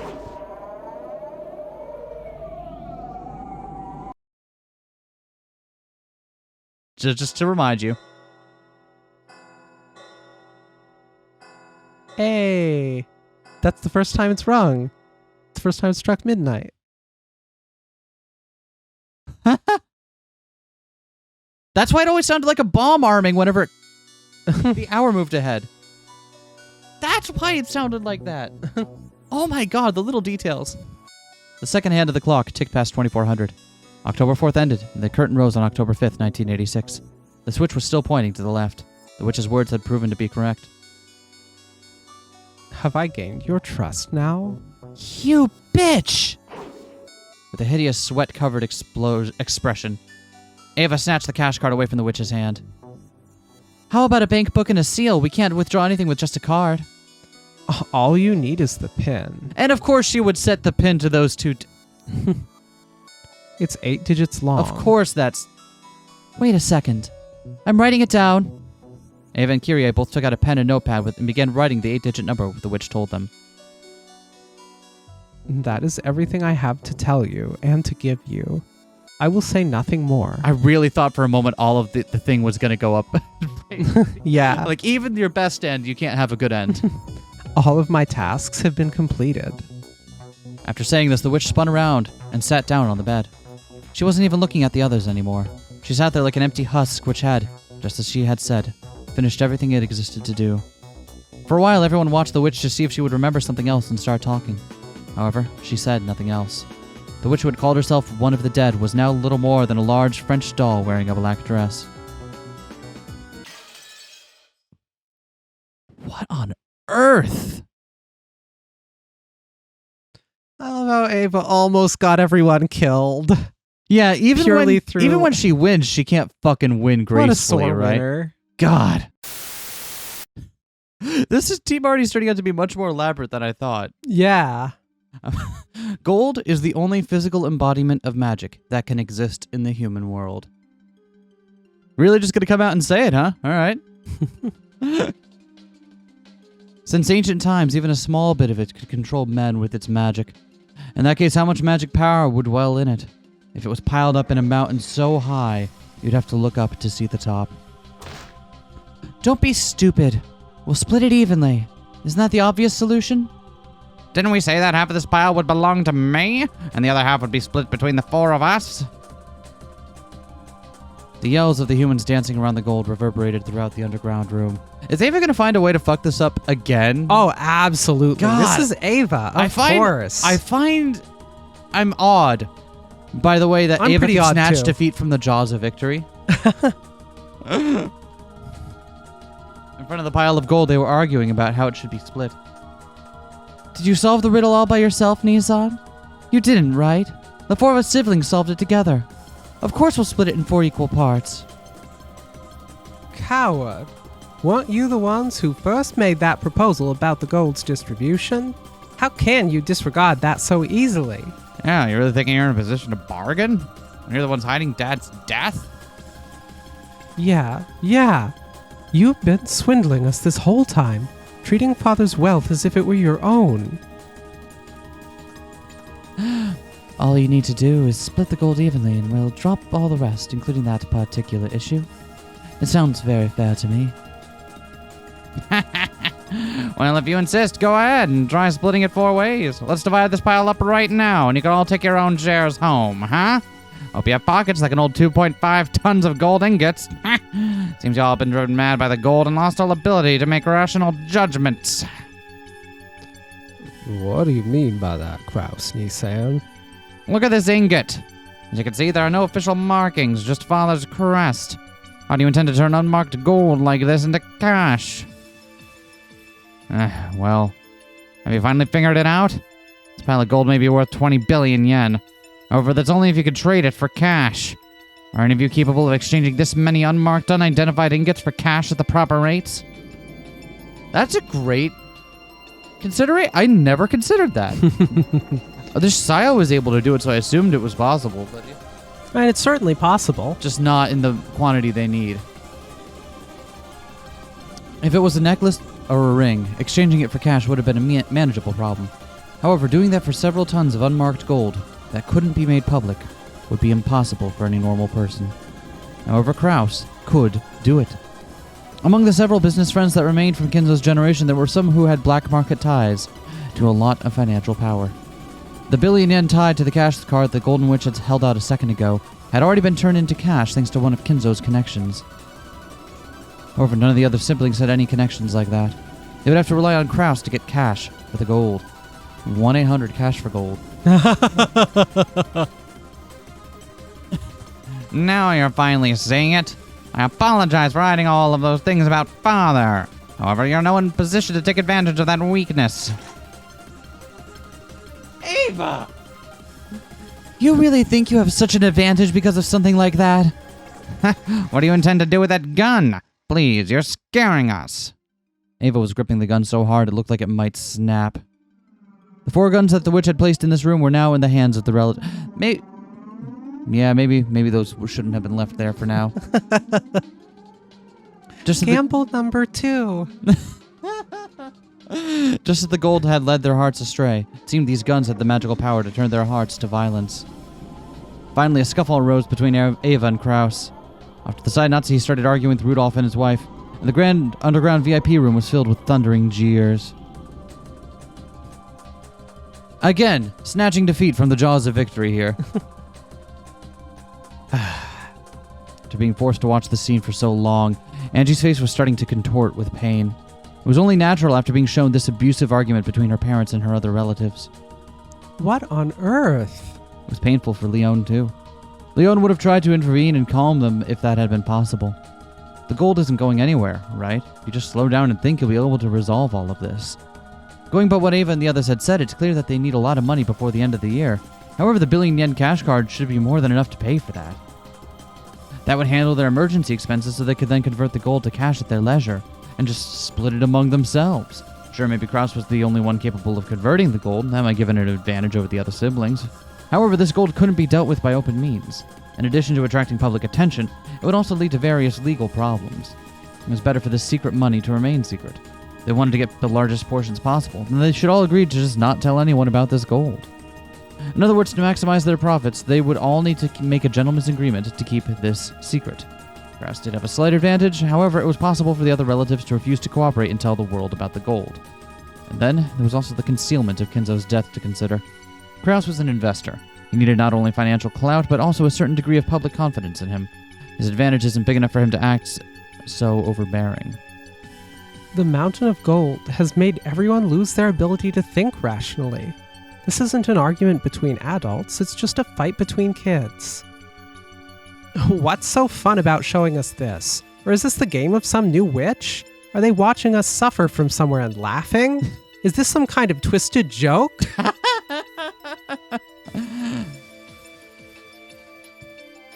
By now, even I didn't have a clue who was showing this to us or for what reason. Right? I thought this was like, here's the best possible version of events. At the very least, this new tale didn't seem to be overflowing with affection. At first, I thought it was a tale of a beautiful world where no crime occurred and Claire's regrets had vanished. But something's different. It wasn't Battler that found it. This tale is clearly filled with ill will towards us. I'm sure of that much now, but I don't have a clue who would want to show us this.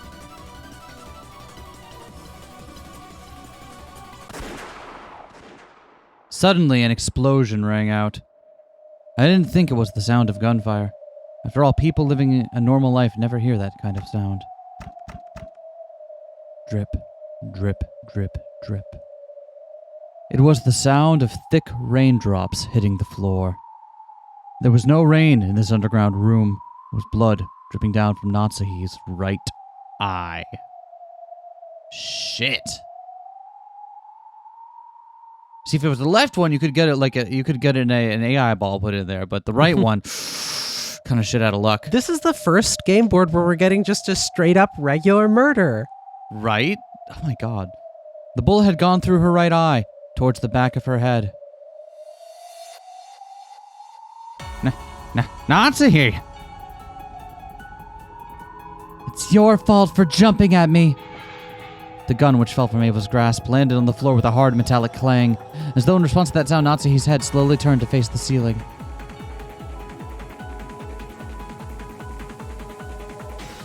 Ouch, I got shot. Natsuhi! Natsuhi! Natsuhi flopped backwards. When the back of her head hit the floor, a red splash spread out beneath it, forming a single flower to adorn her dead face. Natsuhi-ne-san. Why? Why did you shoot her? Why, Ava? Ava! Kraus howled, raised his gun, and ran at Ava. At the same time, Hideyoshi leapt between them. A scuffle broke out between the two men. How could you? Nazi! Kraus-ne-san, you got it wrong. You got it all wrong. It was just an accident. Ava, how could you? I'll kill you. I'll kill you. I didn't shoot. I didn't. Even though I told her to stop, she just jumped at me. Kraus, who had just seen his wife killed before his eyes, had lost all traces of rationality in his expression. He was so furious that if he had knocked Hideyoshi aside and jumped at Ava, he might have torn her throat out. Why? Why did you kill her? Why? Ava! It was an accident. An accident. Calm down, Kraus-ne-san. No boogie. You know, no one hurt. Oh. Another explosion rang out. Hideyoshi's face was covered with blood. The two of them had been fighting over the gun Kraus held, trying to push it away from themselves. Is this what actually happened? Is this what actually happens? And then Ava's like, there's no way I can explain any of this.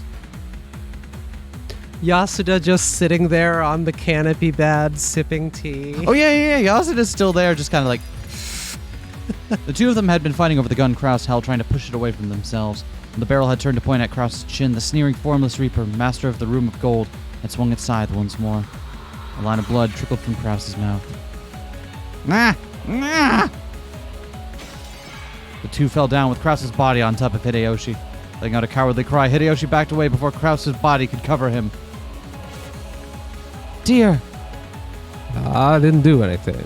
Kraus Nisan's finger just got caught on the trigger. It's an accident. An accident, I tell you. That's right. An accident. This was all an accident. As the pair of them broke down sobbing and repeatedly claiming it was all an accident, Rosa and the others were unable to say a thing.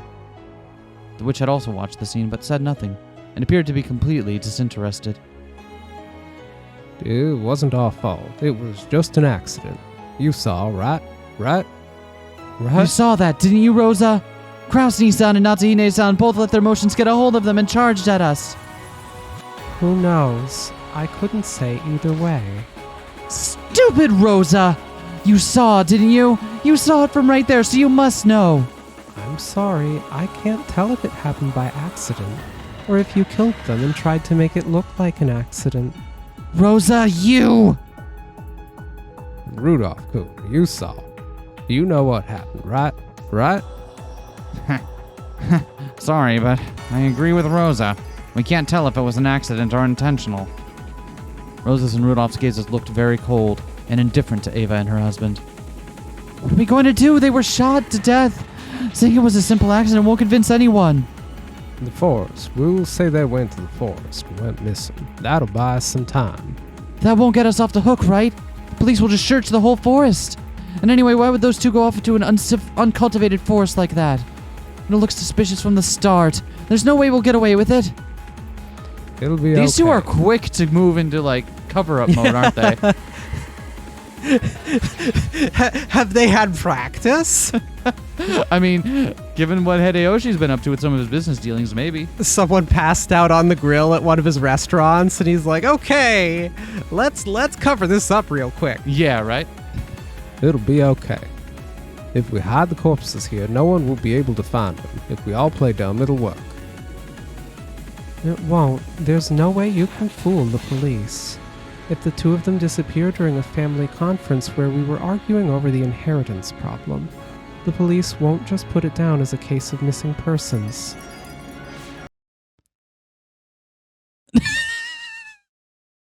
I just had an idea.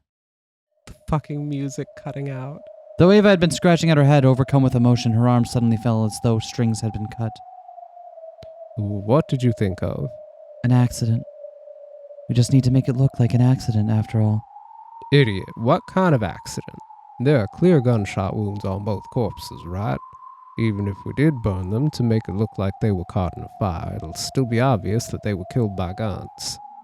A fire? No, that's not good enough. We need more. A much more massive accident. Accident? Now's not the time, dear. Ava slowly walked forward, tapped it, and spoke. An explosion accident. We just need the sort of accident that'll leave no trace of their corpses. Ava having a normal one. Woo! Oh, yeah! As she played with the switch that would cause an automatic explosion at 2400. Ava spun around to look at them, a crazed expression on her face. It was truly a mad flash of inspiration. They flipped the switch to the right and waited for 2400. The 900 tons of explosives would wipe out the mansion without a trace. There wouldn't even be anything left of the corpses. There certainly wouldn't be any way to tell that they had died by gunshot wounds before the explosion. It's an unshakable fact that this island is still filled with explosives from the war. Then by coincidence, tomorrow night, something We'll set it off by chance, and the whole thing will explode.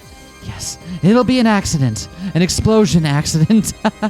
What do you say? There's no way the police will find out the truth. This way we can pull it off. We can hide the manner of their deaths.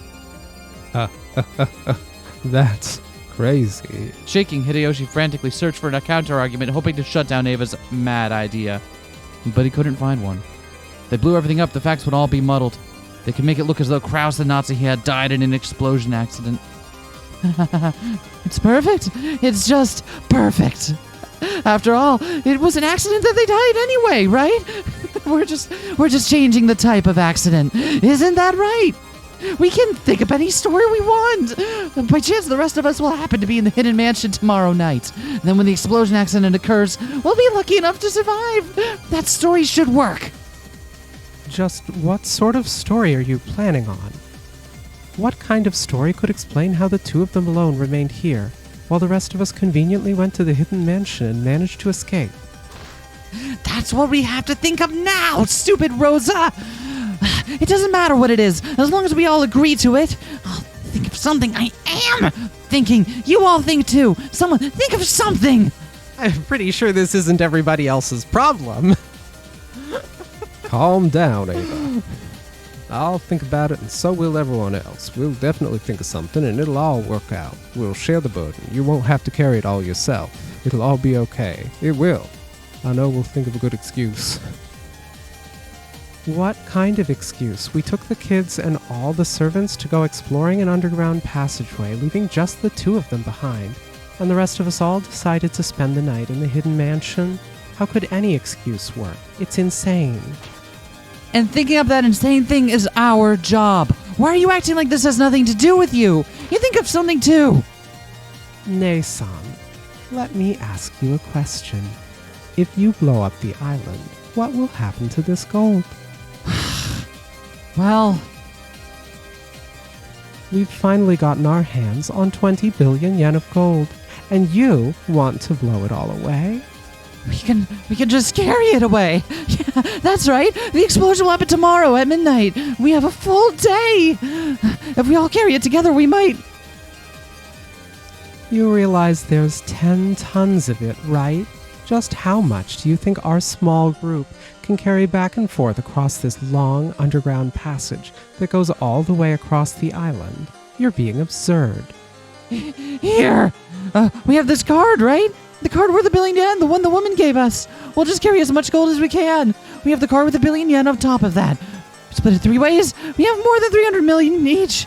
That should be enough for all of our purposes, right? I don't like it. You don't like what? We have a mountain worth 20 billion yen right here. Why should we be satisfied with just 300 million each? Rosa! Ava's face twisted at anguish and was met by Rosa's look of cold unconcern. If we gave Kraus Nissan his share, we'd each have a share of 5 billion. Subtract the 300 million from the card, and the rest of my share is 4.7 billion. If you agree to pay that much to me, then you can do whatever you want with this mountain of gold. What do you think you're saying? So you don't intend to cooperate? Nay-san, please calm down and listen. This plan will let both of us leave with the maximum amount of money. What? I want you to go to the police and turn yourself in, admitting that you got into a scuffle and the gun went off. Are you crazy? I don't want to go to the police. Of course, we don't want to say that the crime happened here. The police would find the gold. Yes. How about the rose garden? It's pouring rain now, so the police probably won't find any contradictions at the crime scene. I'll let you think of an excuse for why you and Nissan started fighting while you were holding guns in the rainy rose garden. Please, don't try to get us and our shares involved just because you want to hide your own crime. Rosa! It's not so bad, right? After all, it's not like they'll keep you in jail for several decades. It was an accident, right? You'll be able to get out after just a few years. When you've paid for your sins and come back, then You can do whatever you want with your 5 billion. No! There's no way I'd ever do that! What would happen if we were arrested? What happened to my husband's company? Who cares about the company with 5 billion yen? Working any longer would just be a waste of time, right? Rosa had never intended to go along with Ava's proposal. It was a question of maximizing each person's portion. No one had anything to gain from an explosion accident. An explosion would conceal Kraus and Natsuhi's deaths, and it would serve no further purpose. From Rosa's perspective, the ideal outcome would be for them to confess their crimes without any unnecessary tricks. All she wanted was to change the crime scene from here to a different place. However, Ava didn't want to be arrested. She didn't like having her share shrink from 5 billion to 300 million. But even that was more than enough to cover the amount she had been trying to wring out of Kraus in the first place. She wanted to hide what had happened here, even if it meant blowing away 4.7 billion yen. What would happen if they were arrested? The life, the company, and the trust that Ava had worked so long to build were things that couldn't be bought back with money. So she wanted to hide Kraus and Natsuhi's deaths, even if it meant blowing up all 4.7 billion yen worth of her gold. But from Rosa's perspective, that was just irrational nonsense. Rosa! What do you think you're doing with that gun, Nei-san? Are you going to have me die in the explosion too? That'll make finding an excuse even harder. In fact, it'll make it harder to explain away the other 2 deaths as accidents too. 3 whole deaths means it'll be quite a large-scale crime. It would probably get you the death penalty, or life in prison if you're lucky. Even in the best case, you'll probably be put away for more than a decade, right? Turn yourself in. If you do, this will be no more than a pair of unfortunate accidents. Of course, your jail term won't be too terrible either. Don't worry about George-kun. We'll take good care of him. And we'll make sure that your entire share of 5 billion yen is waiting for you when you get back. Ava ground her teeth and glared. The Rosa she knew should have been shaking and obeying her commands, and yet Rosa wasn't scared. Her blank expression, no, that faint smile, was one that Ava had never seen before. Put the gun down, Nei-san. Once you calm down, you'll see that my plan is the best one. Jail isn't so bad, right? Think of it as a financial strategy. Even if they put you in for 10 years, there will be 5 billion waiting for you when you get out. That's like working for a 500 million yen salary, right? If you think of it that way, won't you enjoy your job more? You liar! You just want to steal my share away while I'm in there! Like your man did to you! He has nothing to do with this, okay? I won't run away. I'd never run away with someone's money. Oh, I'll never do it. Rosa's once frigid face was filled with rage. The 2 howling people pointed their guns at each other, shouting insults. You could smell the gold room's reaper slinking closer. The smell of gunpowder, the explosive smell of death filled the room.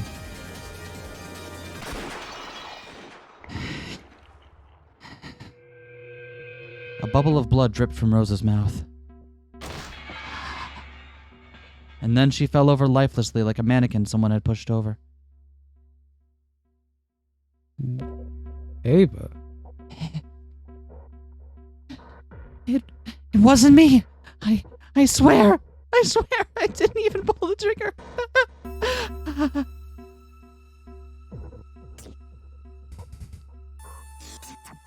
What? The round in the chamber of your gun was spent when you fired at Natsuhi-san, right? We never reloaded, so even if you pull the trigger, that gun won't kill anyone. Have no fear. As Kyrie said this, she maneuvered the lever action with a practiced hand, and a smoke-smelling shell casing was ejected. The floor with a small metallic sound.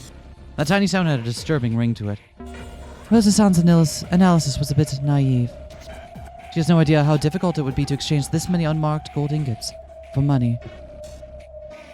Back in Dad's day, even just showing this gold to get funding was enough to create the massive rumor called the Ushiromi Legend of the Gold. Exchanging this for cash? That's impossible. A pile of gold you can't use is no better than a pile of crap. 10 tons of gold were exchanged for cash on the black market, and the successor and his wife died in mysterious deaths. Expecting that to go unnoticed is what's really unbelievable. We don't want to get the police involved at all. We'll blow up the island and destroy all the evidence. It's tough parting with the gold. Feel free to grab as much as you can hold, though. The billion yen on the cash card is more than enough. In other words, Ava, Nissan was right. I'm glad. It looks like we're on the same page. If the police get involved, then who knows what might happen, right? It's the same with cashing in the gold. I'm sure that would have tripped us up somewhere, so we had no choice. The 1 billion that woman over there exchanged for cash is the only money we'll be able to get our hands on. And even splitting that billion, it'll be more than enough for what we need. On top of that, now that Rosa is dead, our shares increase even more. We can each leave this island with 500 million. Exactly. As long as we don't let our greedy desire to cash in the gold control us. We can pretend that everything that has occurred on this island never happened. We have a way to do that right here. By this point, neither deaths from accidental discharges nor shooting murders meant anything on this island. Everything would be erased equally by the explosion accident. No matter what happened between now and midnight the next day, everything would be rewritten. And you told me to turn myself in? Stupid Rosa, you weren't satisfied with just 300 million? This is what you get for being too greedy. You brought this upon yourself. But Kyrie-san, there was no need to shoot her, right? Even Rosa-san would have figured it out if you just told her. Oh, but I did need to shoot her. After all, Rosa-san's the only one who didn't fire her gun. What does that matter? The guns lying at your feet are Kraus-Nissan's and Eva-Nissan's. Both of those have been fired. However, Rosa-san's gun can shoot if you just pull the trigger. It's hard to reload one of these if you aren't used to a lever action. An amateur would have some trouble pulling it off.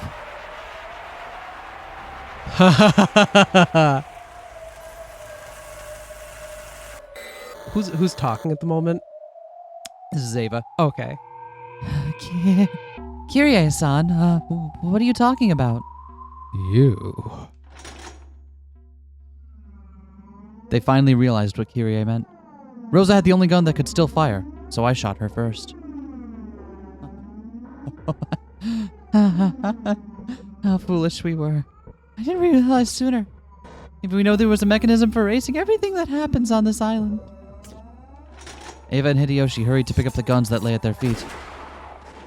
At the same time, fire spat from Kyrie's gun once more. Hideyoshi let out a short scream, clutched at his chest, and fell over face down. Dear! Why is this? Ava fiddled with the lever action, trying to imitate something she vaguely remembered from a Western movie. But something seemed to be caught, and the still open lever didn't budge. See? It's pretty hard, isn't it? You! Kyrie finished reloading with a fluid motion. The way she held it was as innocent and sure as a kid playing with a squirt gun. Now that I did not predict. I assumed it would be Ava ruins everything o'clock. But now it's Kyrie ruins everything again o'clock. Ah. With another heartless cry of gunfire. I thought this would be like what happened. And Ava would be the last one standing, right? But no. Yeah. With another heartless cry of gunfire, the puppet called Ava slumped down to the floor as though its strings had been cut. Rudolph-san, the 1 billion yen card, please. Yeah, sure. The cash card with 1 billion yen, which Ava had just grabbed from the witch. That alone was worth more than enough. The 20 billion yen pile of gold that had skewed everyone's sense of value. Just a few million yen is enough for people to kill over. And this was 1 billion yen. Rosa-san, those were some famous last words there. Just 300 million. You were far too greedy. No kidding. Lucky me. I don't have to fish through her corpse. Rudolph walked up to Ava's body. He found the card lying beside it and picked it up. So this flimsy little card is worth 1 billion yen, huh? Take with the company would be a waste of time. So do we close up shop and spend the rest of our lives in some southern country? I'm sure you get bored right away. Besides, I like seeing you get all worried about some problem, then leap around like a little kid when you finally overcome it. Sure you do. Thank you, Miss Golden Witch. Rudolph-san and I will make good use of this billion. Krasny-san promised to treat you in a gentlemanly fashion, but I haven't made any such promise. You can tell from my tits.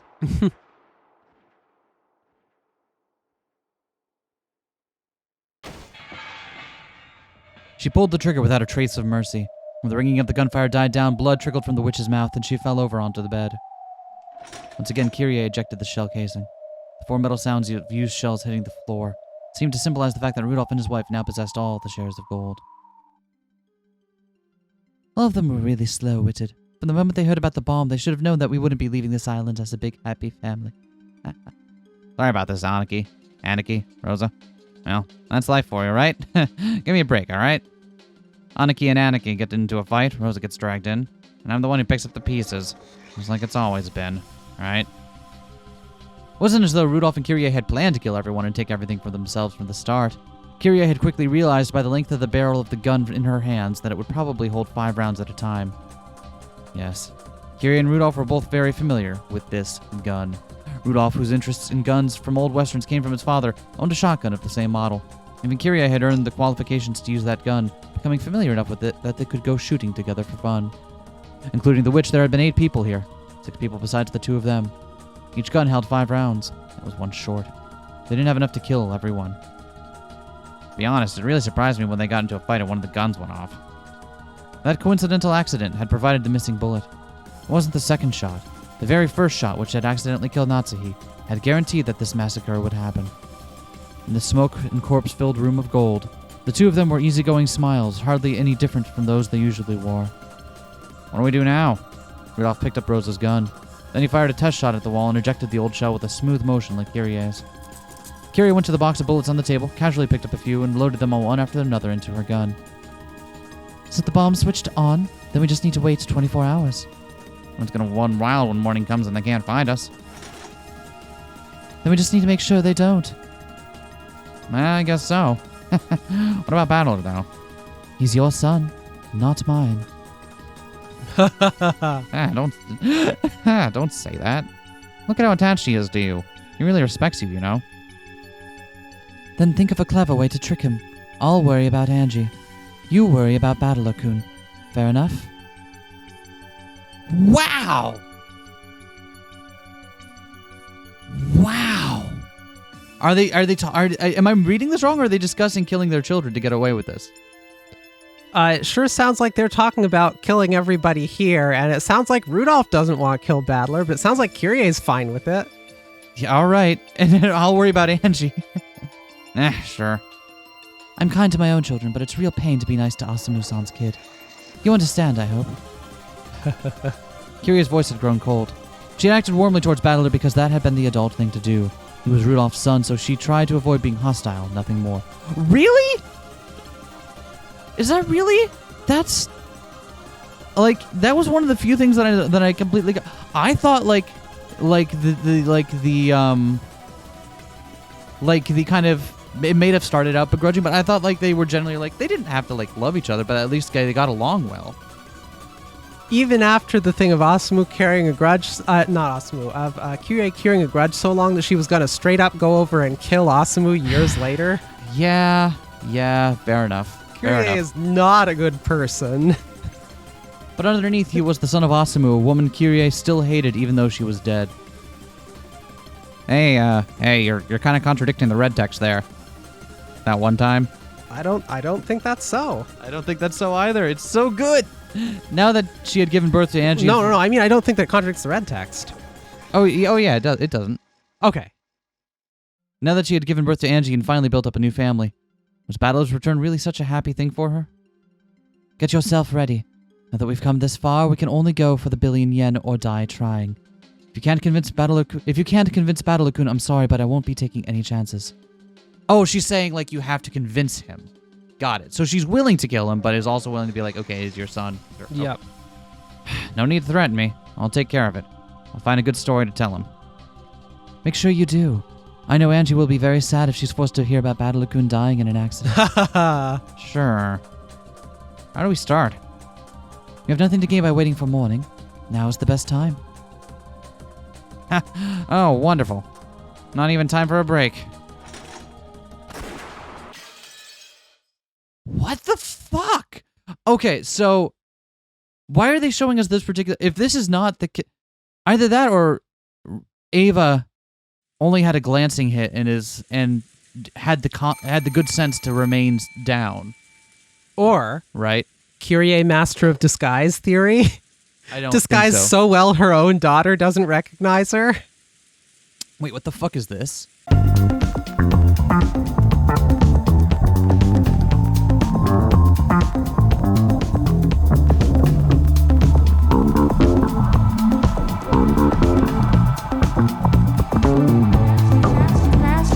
Smash that like, comment and subscribe.